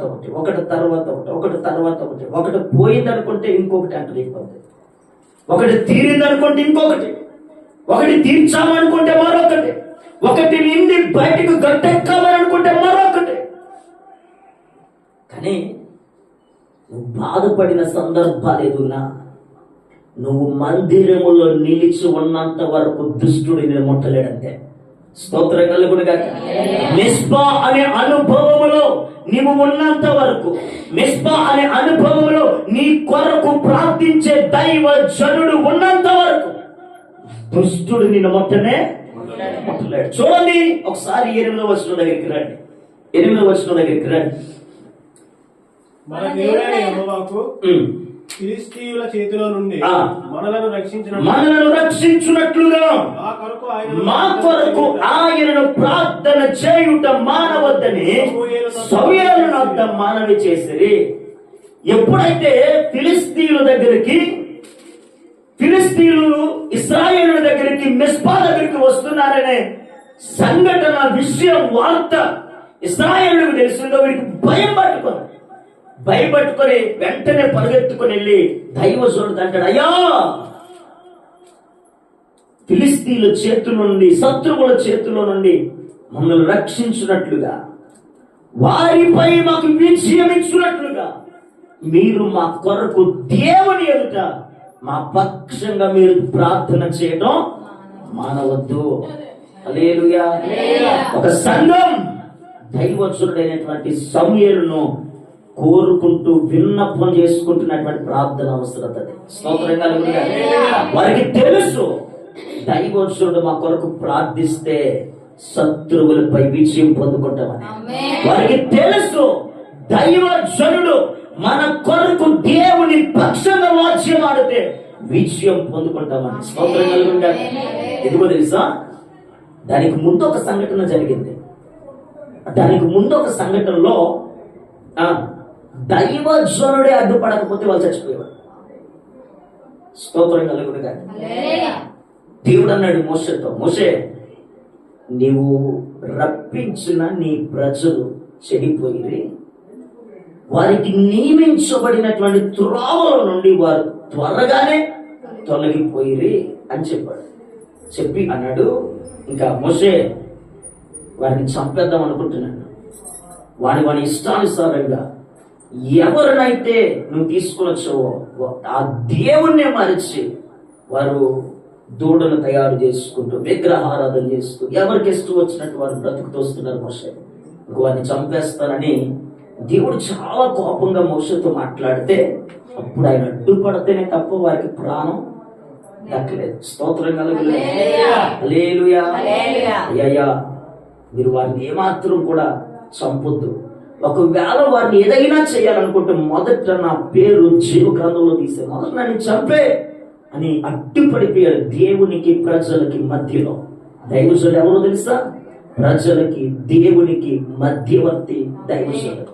దైవజనుడు ప్రజల కొరకు దేవుడి దగ్గర విన్నపం చేస్తే ఆ ప్రార్థన విని వెంటనే విని శత్రువులపై విజయం ఇవ్వగలిగిన వాడు. స్తోత్రం కలుగును గాక. హల్లెలూయా. ఆ సంఘటన వెంటనే వీడు గుర్తొచ్చింది. ఇదిగో మోషే ఆ రోజు దైవజనుడిగా అనుకున్నప్పుడు ఆయన అడ్డుపడతేనే కదా మన ప్రాణాలు దక్కే. ఈ రోజు కూడా దైవజనుడు మన కొరకు మన పక్షంగా దేవుడి దగ్గర వ్యాజ్యం ఆడితే మనం కూడా బ్రతుకుతామని దైవజనుడి దగ్గర పరిగెత్తుకొని వెళ్ళిపోయి, అయ్యా మీరే మాకు దిక్కయ్యా, అయ్యా మీరు మా కొరకు ప్రార్థన చేయకపోతే మేము ఇక బ్రతకలేమయ్యా అని దైవజనుడి దగ్గర తన ప్రార్థన అవసరతను కోరుకుంటున్నారు. కొన్ని సంఘాలలో కొంతమందికి నేను ప్రార్థన పరుడిని, దైవజనుడు నా కొరకు ప్రార్థిస్తే ఏంటో, ప్రార్థించకపోతే ఏంటో అనుకుంటారు కొంతమంది. నేను ప్రార్థన చేస్తేనే ఇల్లు కట్టుకున్నాను, నేను ప్రార్థన చేస్తేనే ఉద్యోగం వచ్చేసి, నేను ప్రార్థన చేస్తేనే గర్భం తెరవబడింది, నేను ప్రార్థన చేస్తేనే ఇవన్నీ నేను సంపాదించుకుని నా ప్రార్థన అనుకునే విశ్వాసులు సంఘాలలో లేకపోయారు. నేనేమంటాను తెలుసా, నీ ప్రార్థన కంటే నీ దైవజనుడు నీ కొరకు ప్రార్థిస్తున్న ప్రార్థనకు దేవుడు విని వెంటనే సమాధానం ఇస్తాడు. ఫర్ ఎగ్జాంపుల్ ఒక మాట గుర్తొస్తుంది. అహరోను మిర్యాము మోషే కొరకు కొన్ని మాటలు మాట్లాడుకున్నారు. దేవుడు మోషేతోనే మాట్లాడగలరా? మనతో మాట్లాడలేడా? మనకంటే చిన్నోడు మోషేకే దర్శనాలు, కళలు, తన ఉద్దేశాలు తెలియజేసుకుంటాడా? మనకు తెలియచేయలేడా? మనం ప్రార్థన చేస్తే వినడా? చాలా విషయాలు మాట్లాడుకుంటే మోషే వినలేదు ఆ మాటలు. కానీ ఎవరు విన్నారు? ఒక దైవజనుడు కొరకు దైవజనుని చాటు పెట్టి మాట్లాడుకున్న మాటలు సాక్షాత్తు దేవుడు విన్నాడు. ముగ్గురిని రమ్మన్నాడు ప్రత్యక్షపు గుడారం దగ్గరికి. వారిద్దరికి ఎందుకు రమ్మన్నారో తెలిసింది, కానీ మోషేను కూడా ఎందుకు రమ్మన్నారో తెలియలేదు. అక్కడికి వెళ్ళిన తర్వాత ముగ్గురిని ఒక చోట నిలబెట్టి దేవుడు మాట్లాడితే అప్పుడు తెలిసిందండి మోషేకి. స్తోత్రం కలుగును గాక. ఈ మాట గుర్తు చేస్తున్నాను తెలుసా, మనిషిని చాటు పెట్టుకొని దైవజనుని చాటు పెట్టుకొని మాట్లాడే ప్రతి మాట ఆ వ్యక్తి వినకపోయినా దేవుడు వింటున్నాడనే విషయం మనం మర్చిపోకూడదు. స్తోత్రం కలుగును గాక. అక్కడ జ్ఞాపకం చేస్తూ ఉన్నాడు, అయ్యా మీరు మా కొరకు ప్రార్థించండి అని దైవజనుడి దగ్గరికి వెళ్ళి ప్రార్థన అవసరత కోరుతున్నారు. ఈ పూట నేను అన్నా, మన కొరకు మన దైవజనుడు ప్రార్థిస్తే మనం వృద్ధి పొందగలుగుతాం. మన కొరకు దైవజనుడు ప్రార్థిస్తే దీవించబడగలిగిన వారిగా మారుతాం. ఎందుకు తెలుసా, ఈరోజు ఇంత చిన్న వయసులోనైనా ఎన్నో ప్రాంతాలు, రాష్ట్రాలు, జిల్లాలు, పట్టణాలు దాటి నేను సేవ చేయగలుగుతున్నాను, వాడబడగలుగుతున్నానంటే ఇది నా గొప్పతనం కాదు, నా గొప్పతనం కాదు. ఒకటి దేవుని మహాకృప అయితే, రెండు నా కొరకు ప్రార్థించే మా ఆత్మీయ తల్లి యొక్క ప్రార్థన. స్తోత్రం కలుగును గాక. ఆమె మా కొరకు ప్రార్థించకపోతే ఈరోజు ఏ స్థితిలో ఉండవారేమో. హల్లెలూయా. ఆమె మమ్మల్ని దరికి చేర్చుకొని తిండి పెట్టి బట్టించి మాకు వాక్యం నేర్పించకపోతే, మా కొరకు కన్నీటి విడవకపోతే ఈరోజు ఈ స్థాయిలో మేము ఉండకపోతాం. హల్లెలూయా. నేను ఎక్కడికి వెళ్ళినా నాకంటే గొప్ప సేవకులున్నా, నాకంటే గొప్ప గొప్ప దైవజనులు, సేవకులు ఎంతో మంది పరిచయస్తులైనా కానీ నేను ఒకటే, వారందరికంటే నా ఆత్మీయ తల్లి కంటే వారేమి గొప్ప ఎక్కువేమి కాదు. స్తోత్రం కలుగును గాక. హల్లెలూయా. అందుకనే ఒక మాట చెప్పనా, నేను ఒక క్రైస్తవ కుటుంబంలో నుంచి వచ్చిన వాడిని కాదు. నేను నా తల్లిదండ్రులు పాస్టర్ గారు అయితే నేను ఆ సేవను పట్టుకొని నేను ముందుకు కొనసాగట్లేదు. నేను ఒక క్రీస్తుని ఎరగని కుటుంబంలోని వచ్చినటువంటి వాడు, ఒక చిన్న పల్లెటూరులో పుట్టి పెరుగుతున్నటువంటి వాడు. నాకంటే పెద్దవారు అన్నీలు పుట్టినట్టుగా చనిపోయారు. నేను పుట్టిన 6-7 నెలల వయసులో నా తల్లిదండ్రులు ఇద్దరు కూడా నాకు దూరం అయిపోయారు. వారు ఎలా ఉంటారో కూడా నాకు తెలియదు. వారు ఎలా ఉంటారో కూడా, ఇదిగో నా తల్లిదండ్రులు ఎలా ఉన్నారు, నా తల్లిదండ్రులు ఎలా ఉన్నారని వారి ముఖం చూసుకోవటానికి, గుర్తు చేసుకోవటానికి కూడా వారి ఆనవాళ్ళంటూ నా దగ్గర లేవు. చాలా మంది మదర్స్ డే, ఫాదర్స్ డే వస్తున్నప్పుడు చాలా మంది బ్రదర్స్ అండ్ సిస్టర్స్ ఏం చేస్తారనంటే వారి తల్లిదండ్రులతో తీసుకునేటువంటి ఫొటోస్ అప్లోడ్ చేస్తూ ఉంటారు. అవి చూసి నేను చాలా బాధపడతాను. కారణం ఏంటో తెలుసా? తల్లిదండ్రులతో తీసుకునేటువంటి ఫొటోస్, తల్లిదండ్రులు ఉన్నారు, ఒక చిన్న తీపి జ్ఞాపకం ఉంది, నాకు ఆ తీపి జ్ఞాపకం కూడా లేకుండా నేనున్నానే. ఆ తల్లిదండ్రులు ఎలా ఉన్నారో ఒకసారి గుర్తు చేసుకోవడానికైనా ఆ జ్ఞాపకం అంటూ ఉన్న బాగున్నాం అనుకునే సందర్భాలు చాలా సార్లు బాధపడుతూ వచ్చారు. కానీ అలాంటి బాధలో బైబిల్లో దేవుడు ఒక మాట రాయించి నన్ను ధైర్యపరుస్తూ వచ్చాడు. ఏమంటాడో తెలుసా? నీ తల్లిదండ్రులు నేను విడిచిన యెహోవానైనా నేను నిన్ను చాలా దీయుదును అనే మాట ఉంటది. మీరు ఇంటికి వెళ్ళాక చదువుకోండి. కీర్తనలు 27:10 ఇంటికి వెళ్ళాక చదువుకోండి. స్తోత్రం కలుగును గాక. తల్లిదండ్రులు విడిచిన మనల్ని ఎవరు చేరదీస్తారట? దేవుడే మనలను చేరదీయువాడు. స్తోత్రం కలుగును గాక. హల్లెలూయా. అలాంటి సమయంలో పిల్లరా, నా తల్లిదండ్రులు నాకు 6-7 సంవత్సరాల వయసులో, 6-7 నెలల వయసులో, సంవత్సరాలు కాదు నెలల వయసులో నాకు దూరం అయిపోతే ఇంక నేను కూడా చనిపోతానని, నాకు 1 సంవత్సరం పాటు వయసు వచ్చిందట, ఇంక నేను చనిపోతానని బయట వేసినటువంటి వ్యక్తిని నేను. మా తాతయ్య అమ్మమ్మలు నన్ను పెంచారు. మా తల్లిదండ్రులు లేక మా తాతయ్య అమ్మమ్మలు నన్ను పెంచి, అదెంత కఠినమైన పేదరికం అంటే తినడానికి తిండి లేక, కట్టుకోవడానికి బట్ట లేక, ఉండటానికి ఇల్లు కూడా లేనటువంటి పరిస్థితులు. బాబురాజు కొత్త పిల్లలు మేము ఒక చిన్న పాక వేసుకుని నివసించేవాళ్ళం. ఆ పాక కూడా మేము వేసుకున్న ఆ స్థలం, మేము నివసిస్తున్నటువంటి పాక కలిగినటువంటి స్థలం కూడా మాది కాదు. ఎప్పుడు వారు పొమ్మంటే అప్పుడు పోవలసినటువంటి పరిస్థితులు మాకు చోటు చేసుకున్నాయి. మా తాతయ్యకు 35 రూపాయలు ఫస్ట్ కనెక్షన్ వచ్చేది. అదంతా మేము నెలకు అలాగా ఖర్చు పెట్టుకునే వాళ్ళం. తర్వాత 75 రూపాయల కనెక్షన్ వచ్చింది. తర్వాత 120 రూపాయల కనెక్షన్ వచ్చింది. ప్రభుత్వం ఇచ్చినటువంటి కనెక్షన్ ద్వారా అలా బ్రతుకుతూ ఉండగా డిపో రైస్ వస్తూ ఉంటే వాటితోనే మేము బ్రతుకుతూ ఉండేవాళ్ళం. ఈ మధ్యలో కానీ డిపో రైస్ కానీ ఈ డబ్బులు కానీ అయిపోతే మా తాతయ్య అక్కడికక్కడికి వెళ్ళి అడుక్కొని తీసుకుని వచ్చి మమ్మల్ని పోషించేవాడు. ఎందుకు ఈ మాట చెప్తున్నాడో తెలుసా? ఒకప్పుడు అడుక్కున్న వాడి ఇంట్లో పుట్టానేమో, కానీ ఈ రోజు చాలా మంది అడుక్కున్న వారు మన ఇంటికి వచ్చి చేయి చాపితే వారికి సమృద్ధి కలిగినటువంటి పొట్ట నింపే కృప దేవుడు అనుగ్రహించాడు. హల్లెలూయా. క్రీస్తు మాలో లేనప్పుడు, క్రీస్తు దగ్గరికి మేము వెళ్ళలేనప్పుడు, దేవుడు దగ్గర మేము నిలవబడలేనప్పుడు, ఒకప్పుడు స్థితి వేరైనా దేవుడితో ఉన్నప్పుడు, దేవుడు మాతో ఉన్నప్పుడు, దేవుడి కృప కలిగి బ్రతుకుతున్నప్పుడు మా స్థితిని మార్చింది ఎవరునంటే ఈ రోజు ప్రకటిస్తున్న యేసు క్రీస్తు ప్రభు ఒక్కడేనండి. స్తోత్రం కలుగును గాక. నాకు సంవత్సరం పాటు వయసు వచ్చింది. నేను కూడా చనిపోతానని ఇంటి బయట వేస్తారు. అందరూ చూడటానికి, మా ఇరుగు పొరుగు వారు అందరూ కూడా చూడటానికి వచ్చిన వారు అంటున్నారట మా తాతయ్యతో, మా తాతయ్య పేరు పడియా, మీ మనవుడు బ్రతుకుతాడనే ఆశలు అయితే మాత్రం పెట్టుకోవద్దు. ఈ రోజు రేపన్నట్టుగా ఉంది, చూసిన కళ్ళు చూసినట్లుగా ఉన్నాయి, ఎప్పుడు చనిపోతాడో తెలియదని ఒక్కొక్కరు ఒక్కొక్క మాట మాట్లాడి చూసిన వెంటనే చెప్పి వెళ్ళిపోతున్నారట. ఈ మాటలన్నీ మా తాతయ్య అనేవాడట. బ్రతుకుతే బ్రతుకుతాడు, లేకపోతే వాళ్ళ తల్లిదండ్రుల దగ్గర పాతేస్తాననేవాడట. కానీ దేవుడి మహాకృప పిల్లరా, అదే సమయానికి ఆ ప్రాంతానికి ఒక దైవజనుడు సువార్త నిమిత్తం అంటే అలా ఊరుకు దాటుకొని వెళ్తున్న వేళలో ఆ ఊరు ఒక చిన్న షాపు, నేను పుట్టింది ఒక దగ్గర, పెరిగింది ఒక దగ్గర, ఉంటుంది ఒక దగ్గర. పుట్టింది కోటగుట్ల మండలంలో రామనపాలెం అయితే, పెరిగిందంతా కూడా బాపురాజు కొత్తపల్లి, ఇప్పుడు ఉంటుంది నర్సీపట్నం. రామనపాలెంలో ఆ ఊరు దాటుకుని అలా వెళ్తున్న సమయంలో పిల్లరా, ఒక చెట్టు ఉంటది ఊర్లో, ఆ పక్కన ఒక చిన్న కిల్లి బట్టి చిన్న షాపు, పాన్ షాప్ అంటాం కదా, ఆ షాప్ దగ్గర ఆ దైవజనుడికి తనకున్న అవసరాన్ని బట్టి వాటర్ కో లేక సోడాకు తనకున్న అవసరాన్ని బట్టి షాప్ లోకి వెళ్ళారట. వెళ్తే ఆ పాస్టర్ గారిని చూసి, ఆ క్రీస్తుని ఎరగని తల్లి ఆ షాప్ లో నుంచి పాస్టర్ గారిని చూసి అంటుందంట, అయ్యా మీరు చూస్తే పాస్టర్ గారు లాగా ఉన్నారు అన్నదట. అప్పుడు ఆయన అన్నాడట, అవునమ్మా నేను పాస్టర్ గారినే, వాళ్ళ చోట సేవ చేస్తున్నాను, సువార్త కోసమని వచ్చాను అని అంటే, అప్పుడు ఆయన అన్నాడట, ఆవిడ అన్నదట, అయ్యా ఈ పాస్టర్ గారు కనుక ఇదిగో ఈ రాంకోలు వెనకాల ఒక చిన్న పాక ఉంది, పాక బయట ఒక బిడ్డని వేసి ఉంచారు, తల్లిదండ్రులు అయితే దూరం అయిపోయారు, మరి మీరు వెళ్ళి ప్రార్థించగలరా? అతడు కొంచెం చచ్చిపోతాడు అంటున్నారు, ఎవరు చూడడానికి వెళ్ళినా. మా తాతయ్య అమ్మమ్మలు ఏడుస్తున్నారు, మీరు వెళ్ళి ప్రార్థిస్తారని అంటే, వెంటనే ఆ మాట విని దైవజనుడు నా దగ్గరికి వచ్చి ప్రార్థన చేసి వెళ్ళటం జరిగిందంటండి. స్తోత్రం కలుగును గాక.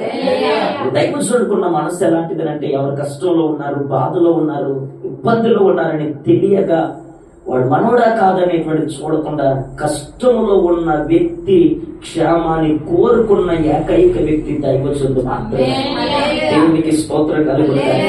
అందుకనే సంఘంలో మనకి ఏదైనా అవసరం కానీ, బాధ కానీ, అనారోగ్యం కానీ, కష్టం కానీ ఏదైనా వస్తే వెంటనే ఒక 10 నెంబర్లు కొట్టి కాలు పడతాం, లేకపోతే వస్తే చెప్తాం. ఎవరికి అంటే దైవజనుడికి. ఇక మనకంటూ కుటుంబం లేదా, మనకంటూ స్నేహితులు లేదా, మనకంటూ తెలిసిన వాళ్ళు లేదంటూ ఉన్నారు. కానీ వారందరికంటే మన క్షేమాన్ని కోరుకున్న వ్యక్తి దైవజనుడు ఒక్కడే. స్తోత్రం కలుగును గాక. ఆ రోజు ప్రార్థన చేసి వెళ్ళారంటే ఆ మరుసటి రోజు నుంచి సేవకుడు సేవకురాలు ఇద్దరు కూడా కలిసి ప్రార్థన చేయడానికి వస్తూ వెళ్తున్నారట. ఇలా కొన్ని రోజులు జరుగుతూ ఉంటుంది. ఒక రోజు దైవజనుడు సేవకురాలు ఇద్దరు కలిసి నా దగ్గరికి బయలుదేరుతున్నారంటే ప్రార్థన చేయడానికని. వారి ఇంటి గుమ్మం దాటేటప్పుడు మనందరికి ఒక చిన్న అలవాటు ఉంటుంది కదా, ఇంటి గుమ్మం దాటమనంటే ప్రార్థనకి వెళ్ళినా, పరిచర్యకి వెళ్ళినా, బయటికి వెళ్ళినా, ఉద్యోగాలకి వెళ్ళినా, చదువుకి వెళ్ళినా ఇంటి గుమ్మం దాటేటప్పుడు ఒక చిన్న ప్రార్థన చేసుకుని వెళ్ళే అలవాటు ఉంటుంది. అలాగున్న ఆ దైవజనుడు సేవకురాలు నా దగ్గరికి బయలుదేరేటప్పుడు ఇంటి గుమ్మం దాటేటప్పుడు చిన్న ప్రార్థన చేసుకుంటున్నారట. ఆ ప్రార్థనలో దేవుని స్వరం ఆ దైవజనుడికి వినబడుతున్నట్టండి. ఏమనో తెలుసా? రోజు ప్రార్థించడానికి వెళ్తున్న కుమారుడికి యేసు అనే పేరు నామకరణం చేయండి, అతను నా సేవకు ప్రతిష్ఠించండి అనే మాట దైవజనుడికి వినబడుతుందండి. స్తోత్రం కలుగును గాక. దేవుని మహాకృప. ఆ మాట పట్టుకొని ఇంటికి వచ్చారు. అందరూ చూస్తున్న వారు, ఇరుగు పొరుగు వారు అనుకుంటున్నారు, ఓ పాస్టర్ గారు మొన్న వచ్చారు, అవతల రోజు వచ్చారు, నేను వచ్చాను, నేను మధ్యాహ్నం వచ్చాను, నేను సాయంత్రం వచ్చాను. అదే విధంగా ఈ రోజు కూడా వచ్చి ప్రార్థన చేసి వెళ్ళిపోతారని అందరి నోటంటే మాట వస్తుంది. కానీ అన్ని రోజులు వచ్చినట్టు కాదు. ఆ రోజు దేవుని సేవకుడు దేవుని మాట పట్టుకుని వచ్చాడండి. స్తోత్రం కలుగును గాక. వచ్చి ప్రార్థన చేస్తూ ఇతనికి యేసు అనే పేరు నామకరణం చేస్తున్నాను, బ్రతికితే దేవుని సేవకు ప్రతిష్ఠిస్తున్నానని ఆ చిన్న వయసులోనే నాకు యేసు అనే పేరు నామకరణం చేసి నన్ను దేవుని సేవకు ప్రతిష్ఠించారండి. స్తోత్రం కలుగును గాక. ఎప్పుడైతే ప్రతిష్ఠించి దేవుని పేరు నామకరణం చేసి వెళ్ళిపోయారో ఆ రోజు నుంచి ఎవరు చూడడానికి వచ్చినా అప్పటి వరకు మా తాతయ్య అమ్మమ్మతో మాట్లాడేవారట, పైడిగా మీ మనవడు బ్రతకడు, చనిపోతాడు, ఈ రోజు రేపన్నట్టుగా ఉంది, మీ మనవడు మీద ఆశలు పెట్టుకోవద్దని ఎవరు నోటంటైతే వచ్చి వెళ్ళిపోయేది మాట. కానీ ఆ రోజు నుంచి నా దేవుడు మాట మార్పు కలుగు చేసినట్టండి. ఏమనివ్వనంటే పైడిగా మీ మనవడు బ్రతకడు అనుకున్నాం, బ్రతుకుతాడని ఆశలు కలుగుతున్నాయని ఒక్కొక్కరు నోటంట నా దేవుడు మాట మార్పు కలుగు చేస్తున్నాడు. హల్లెలూయా. ఈరోజు నేను ఎవరి ద్వారా బ్రతికానంటే నేను ప్రకటించే యేసయ్య ఒక్కడే నన్ను బ్రతికించాడు. నన్ను ఎవరు నిలబెట్టారు అంటే నేను ప్రకటించే యేసయ్య ఒక్కడే నన్ను నిలబెట్టాడు. నన్ను ఎవరు పోషిస్తున్నారనంటే నేను ప్రకటించే యేసయ్య ఒక్కడే. ఈరోజు నాకు ఆస్తులు ఎవరు కూడా ఇవ్వలేదు, తిండి పెట్టడానికి వారు ఎవరు లేరు, చదువుకుంటానన్నా కానీ చదివించే నాదుడే లేడు. ఈరోజు అన్ని విధాలుగా దేవుడు మనం నిలబెట్టాడు కనుక ఈరోజు నేను అందరికీ అవసరం. ఆరోగ్యం ఉంది, నేను అందరికి అవసరం. ఏదో ఒక చిన్న సాయమో పెద్ద సాయమో చేయగలిగినటువంటి మన జీవనంలో లేకపోయినా ఎవరో ఒకరి ద్వారా మనం చేయించగలిగినటువంటి సామర్థ్యత దేవుడు ఇచ్చాడు. అది ఉన్నది కనుక మనం అందరికి అవసరం. ఈరోజు ఎంతో మంది దైవజనుల దగ్గర ఒక మంచి పేరు సంపాదించుకున్నాం, పట్టణంలో రాష్ట్రాల్లో ఒక మంచి పేరు సంపాదించుకున్నాం. ఇప్పుడు నేను అందరికి అవసరం. కానీ ఒకప్పుడు నేను ఎవరికి అవసరం లేదు, ఎవరికి అవసరం లేదు. నన్ను చూసి నన్ను ముట్టుకోవటానికి కూడా మా పెద్దమ్మాలు వచ్చేవారు కాదట. నన్ను ముట్టుకోవటానికి, నన్ను ఎత్తుకోవటానికి, ఏడుస్తూ ఒకటి ఎత్తుకోవటానికి ఎవరు ముందుకు వచ్చేవారు కదంట. నా చర్మం అంతా కూడా చిన్నప్పుడు చాలా ఏలబడిపోయేదట, అసలు పట్టుకోవటానికి కూడా ఇష్టపడేవారు కాదట. కానీ రాత్రుల్లో ఇంకా అలా ఏడుస్తూనే ఉండినటువంటి పరిస్థితుల్లో పాలు కొనటానికి కూడా డబ్బులు లేనటువంటి పరిస్థితుల్లో ఉండేటువంటి మన జీవితం అండి. కానీ కృప కలిగినటువంటి దేవుడు ఈ రోజు అంచులంచులు మట్టుకు దేవుడు దీవించడం ప్రారంభించాడు. ఎవరండి మమ్మల్ని ఆశీర్వదించిందనంటే నేను ఒకటే చెప్పగలను, మనుషులు కానీ కుటుంబం కానీ నా అన్నవారు కానీ కాదు. నేను ఏ దేవుడి గురించి అయితే ప్రకటిస్తున్నానో ఆ దేవుడు అక్కడే మా స్థితిని మార్చాడు. స్తోత్రం హల్లెలూయా. చాలా సాక్ష్యం ఉన్నప్పటికీ నేను కుదించి చెప్తున్నాను, వినండి జాగ్రత్తగా. నా జీవితంలో నాకు వివాహమై ఇద్దరు బిడ్డలను దేవుడు అనుగ్రహించాడు. ఇమ్లా షారోన్, ఎనోస్ పాల్. బాబు 4th క్లాస్ చదువుతున్నాడు, పాప 2nd క్లాస్ చదువుతూ ఉంది. నేను ఎక్కడికి వెళ్ళినా ఒక మాట చెప్పగలను, మా బ్రతుకులు దేవుడు పెట్టిన భిక్ష అని చెప్పగలను నేను. హల్లెలూయా. ఎందుకనంటే చనిపోవలసిన నా జీవితం దేవుడు ఒక్కడే బ్రతికించాడు. నా కుమారుడు కిడ్నీలు ఫెయిల్ అయ్యి చనిపోతాడని నర్సీపట్నం హాస్పిటల్ నుంచి పంపించేస్తే కేజెచ్లో సుమారు 2 వారాలకు పైగా బ్రతకడు అనుకుని వదిలిపెట్టేసి ఒకటే ప్రార్థన ఒక్కటే చేశాం. కానీ కృప కలిగినటువంటి దేవుడు సజీవంగా ఇంటికి ఆరోగ్యవంతుడిగా దేవుడు తీసుకుని వచ్చాడు. హల్లెలూయా. నా కుమార్తె భయంకరమైన యాక్సిడెంట్ లో 1 నెల పాప చనిపోయింది. కానీ కృప కలిగినటువంటి దేవుడు మరలా 2 గంటల తర్వాత దేవుడు తనలోనికి తన ప్రాణాన్ని దేవుడు పంపించాడు. హల్లెలూయా. నా యొక్క భార్యకు తనలో పాలు వచ్చేప్పుడు ఇంకెక్కువైపోయి ఇంకా చనిపోతుంది, బ్రతకదు అనుకుని లక్ష్మీకాంత్ గారు, కృష్ణ సుమాన్ గారు వీళ్ళందరూ కూడా డాక్టర్ నా భార్యను పంపించేశారట. కానీ వారు దేవుని ఆశ్రయించారు. ఈ రోజు నేటికి బ్రతుకుతూ ఉంది. స్తోత్రం కలుగునుగాక. అందుకే ఎక్కడికి వెళ్ళినా నేను ఒకటే మాట చెప్పగలను, మా బ్రతుకులు దేవుడు పెట్టిన భిక్ష కనుక దేవుడి కొరకు ప్రయాణించాలి, దేవుడి కొరకు పని చేయాలని ఎంత దూరమైనా, ఎంత కష్టమైనా, ఎంత భారభరితమైన, ఎంతమంది ప్రజలు ఉన్నారని చూడకుండా అక్కడ దేవుడి పని మన ద్వారా దేవుడు జరిగించాలి అని అనుకుంటే ఎంత దూరమైన వెళ్తానో ఏది ఆశించకుండా దేవుడి కొరకు ముందుకు కొనసాగిపోతాను. స్తోత్రం కలుగునుగాక. హల్లెలూయా. కొంతమంది డేట్స్ తీసుకుని అంటారు, అయ్యా మీకు ఎంత ఇమ్మంటారు కానుక, అయ్యా మీరు ఏం తింటారు, మీకు ఎంత ఇమ్మంటారు అని అంటే నేను అంటాను, మీరు డబ్బుల కోసం మాట్లాడితే నేను వస్తాను, ప్రార్థనలో పాల్గొంటాను, చక్కగా ప్రజలను కూడబెట్టండి, వారికి దేవుని వాక్యాన్ని పెడదాం, వారు బలపరచబడతారు. దేవుని ద్వారా వారు బలపరచబడితే వాక్యం ద్వారా అది గొప్ప ఆనందకరం. స్తోత్రం కలుగునుగాక. ముందు పరిచర్య జరగనివ్వండి, ఆ తదుపరి దేవుడు మీ చేతిని బలపరిచేదాన్ని పెట్టండి అంతే తప్ప నేను రికార్డింగ్ డాన్స్కి వస్తున్నానా మీ దగ్గర బేరాలు ఆడుకొని వచ్చి అంటే ఆడేసుకొని పాడేసుకొని వెళ్ళిపోయి మీ దగ్గర కవర్ పెట్టుకొని పోవడం. అప్పుడు అలాంటారు, లేదయ్యా పలానా సేవకులు గత సంవత్సరం ఇలా వచ్చారయ్యా, మమ్మల్ని బాధ పెట్టారయ్యా, తెల్లవారు 4 గంటల వరకు మేము మరలా ఎక్స్ట్రా ఆ పే చేయకుండా ఉండలేదని 4 గంటల వరకు తెల్లవారు 4 గంటల వరకు ఉండిపోయారయ్యా, మేము ఒకసారి ఇబ్బంది పడ్డామని మిమ్మల్ని కూడా అడుగుతున్నామయ్యా, సారీ ఏమనుకోవద్దంటారు అంటున్నారు. అంటే ఇలా సేవలో వెతుకుతున్న వారు చాలా మంది ఉంటున్నారు. చాలా బాధాకరమైనటువంటి జీవితాలు చాలా మంది కనబడుతూ ఉంటున్నాయి. ఇప్పుడు నేను ఎందుకు ఈ మాట చెప్తున్నానో తెలుసా, మనం డబ్బు కొరకు చూస్తే ఏదో ఒక రోజు డబ్బు మనల్ని ముంచేస్తుంది. హల్లెలూయా. దేవుడి కొరకే పరిగెడితే మనకేం కావాలో దేవుడు మన వెంట రాణిస్తాడు. స్తోత్రం కలుగునుగాక. హల్లెలూయా. హల్లెలూయా. ఇప్పుడు ఎందుకు నేను ఈ మాట చెప్తున్నానో తెలుసా, మనలను బ్రతికిస్తూ మనకు క్షేమాన్ని ఇస్తూ మనల్ని నిలవబెడుతున్నది మనము ఆశ్రయించే దేవుడు ఒక్కడే. స్తోత్రం కలుగునుగాక. అందుకే కదా ఇశ్రాయేలులారా మీరు నన్ను ఆశ్రయించండి, నన్ను ఆశ్రయించిన యెడల మీరు బ్రతుకుతురు అన్నారు. హల్లెలూయా. ఇక్కడ ఇశ్రాయేలీయులు కూడా దేవుని మందిరాన్ని, సేవకుడిని, దేవుని ఆశ్రయించారు. ఆశ్రయించిన తదుపరి జరిగినటువంటి సంఘటన చెప్పి నేను ముగింపులోకి వచ్చేస్తాను, వినండి. ఒకసారి పరిశుద్ధ గ్రంథమైన బైబిల్లో ఇందాక చదవబడిన లేఖన భాగంలోని 7వ అధ్యాయం 11వ వచనం దగ్గరికి రండి. ఇశ్రాయేలీయులు మిస్పాలో నుండి బయలుదేరి బెత్కారు వరకు ఫిలిష్తీయులను తరిమి హతము చేసిరి. స్తోత్రం కలుగునుగాక. వినండి జాగ్రత్తగా. వీరెప్పుడైతే దేవుని ఆశ్రయించారో, వీరెప్పుడైతే దేవుని పాదాలు పట్టుకున్నారో, వీరెప్పుడైతే దైవజనుడే మాకు శరణం, దైవజనుడే ప్రార్థనే మాకు విజయం అని ఎప్పుడైతే దైవజనుడు తట్టు వారు మరలా చూసారో, బైబిల్ చెప్తుంది దైవజనుడు వారి కొరకు ఎప్పుడైతే ప్రార్థించాడో ఆ ప్రార్థనకు ఫలితమే ఇశ్రాయేలీయులు మిస్పాలో నుండి బయలుదేరి బెత్కారు వరకు ఫిలిష్తీయులను తరిమి హతము చేసిరి. హల్లెలూయా. అప్పటి వరకు ఇశ్రాయేలీయులకి ఓటమే తప్ప విజయం చూడడం తెలియదు.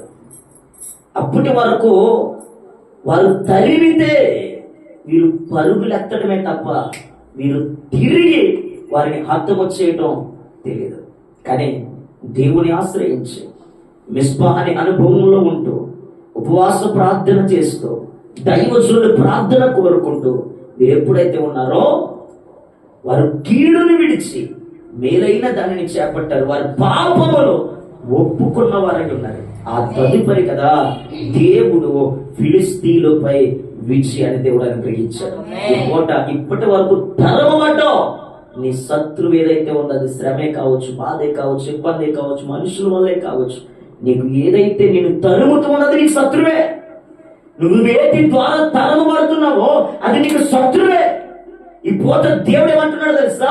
ఇప్పటి వరకు తరమబడ్డావు, కానీ మిస్పా అనుభవంలోకి వచ్చిన తర్వాత, దేవుడి సన్నిధి అనుభవంలోకి వచ్చిన తర్వాత, దైవజనుడి యొక్క ప్రార్థన నీ కొరకు ఉండిన తర్వాత ఇంకా నువ్వు తరమబడడం కాదు కదా, నీవే శత్రువులను తరమగలిగిన వ్యక్తిగా నా ప్రభు నిన్ను మారుస్తాడు. హల్లెలూయా. అంటే ఇంకా శత్రువులను చూసి నీవు భయపడడం కాదు, నిన్ను చూసే శత్రువు భయపడేటట్టుగా దేవుడు మారుస్తాడు. మూడు విషయాలు. నన్ను ఆశ్రయించండి, నన్ను ఆశ్రయించి ఎడలా మీరు బ్రతుకుతారు. కీడును విడవండి, మేలైన దానిని చేపట్టండి, అప్పుడు యెహోవా మీ దేవుడైన యెహోవా మీకు తోడుగా ఉంటాడు. ఆయన ఉంటే విజయం, ఆయన ఉంటే సంతోషం, ఆయన మనకు దేవుడే ఉంటే అన్నిటిపై దేవుడు మనల్ని విజయోత్సవాలతో దేవుడు మనల్ని ఊరేగిస్తాడు. దావీదుకు దేవుడు తోడుగా ఉండటం వల్లే కదా దావీదును ఎలా ఊరేగించాడు తెలుసా? సౌలుకు 1000 కొలదియు, దావీదుకు 10,000 కొలదియు అని జేజేలు కొట్టినట్టుగా మార్చాడు. కారణం ఏంటో తెలుసా? దావీదుకు దేవుడు తోడుగా ఉన్నాడు. ఈ పూట ముగింపులో నేను ఒకటే చెప్పగలుగుతున్నాను, దేవుడు మనకు తోడై ఉంటే చాలు, దేవుడు మనతో ఉంటే చాలు, దేవుడు మనలో ఉంటే చాలు. ఆయన ఉంటే దేవుని బిడ్డలారా ఇంకా శత్రువు కాదు కదా, ఇంకా ఎవరును నీపై విజయము పొందుకోలే. దేవుడు నన్ను దీవించినట్లుగా, దేవుడు నా స్థితిని మార్చినట్లుగా, దేవుడు నాకు బ్రతుకునిచ్చినట్లుగా, ఎక్కడో ఉండిపోయి చనిపోవలసినటువంటి నా జీవితం, పేదరికంలో ఉండిపోయినటువంటి జీవితం, పెంట కుప్ప మీద ఉండి పైకు లేవనెత్తేనట్టుగా నాడు దేవుడు లేవనెత్తాడు.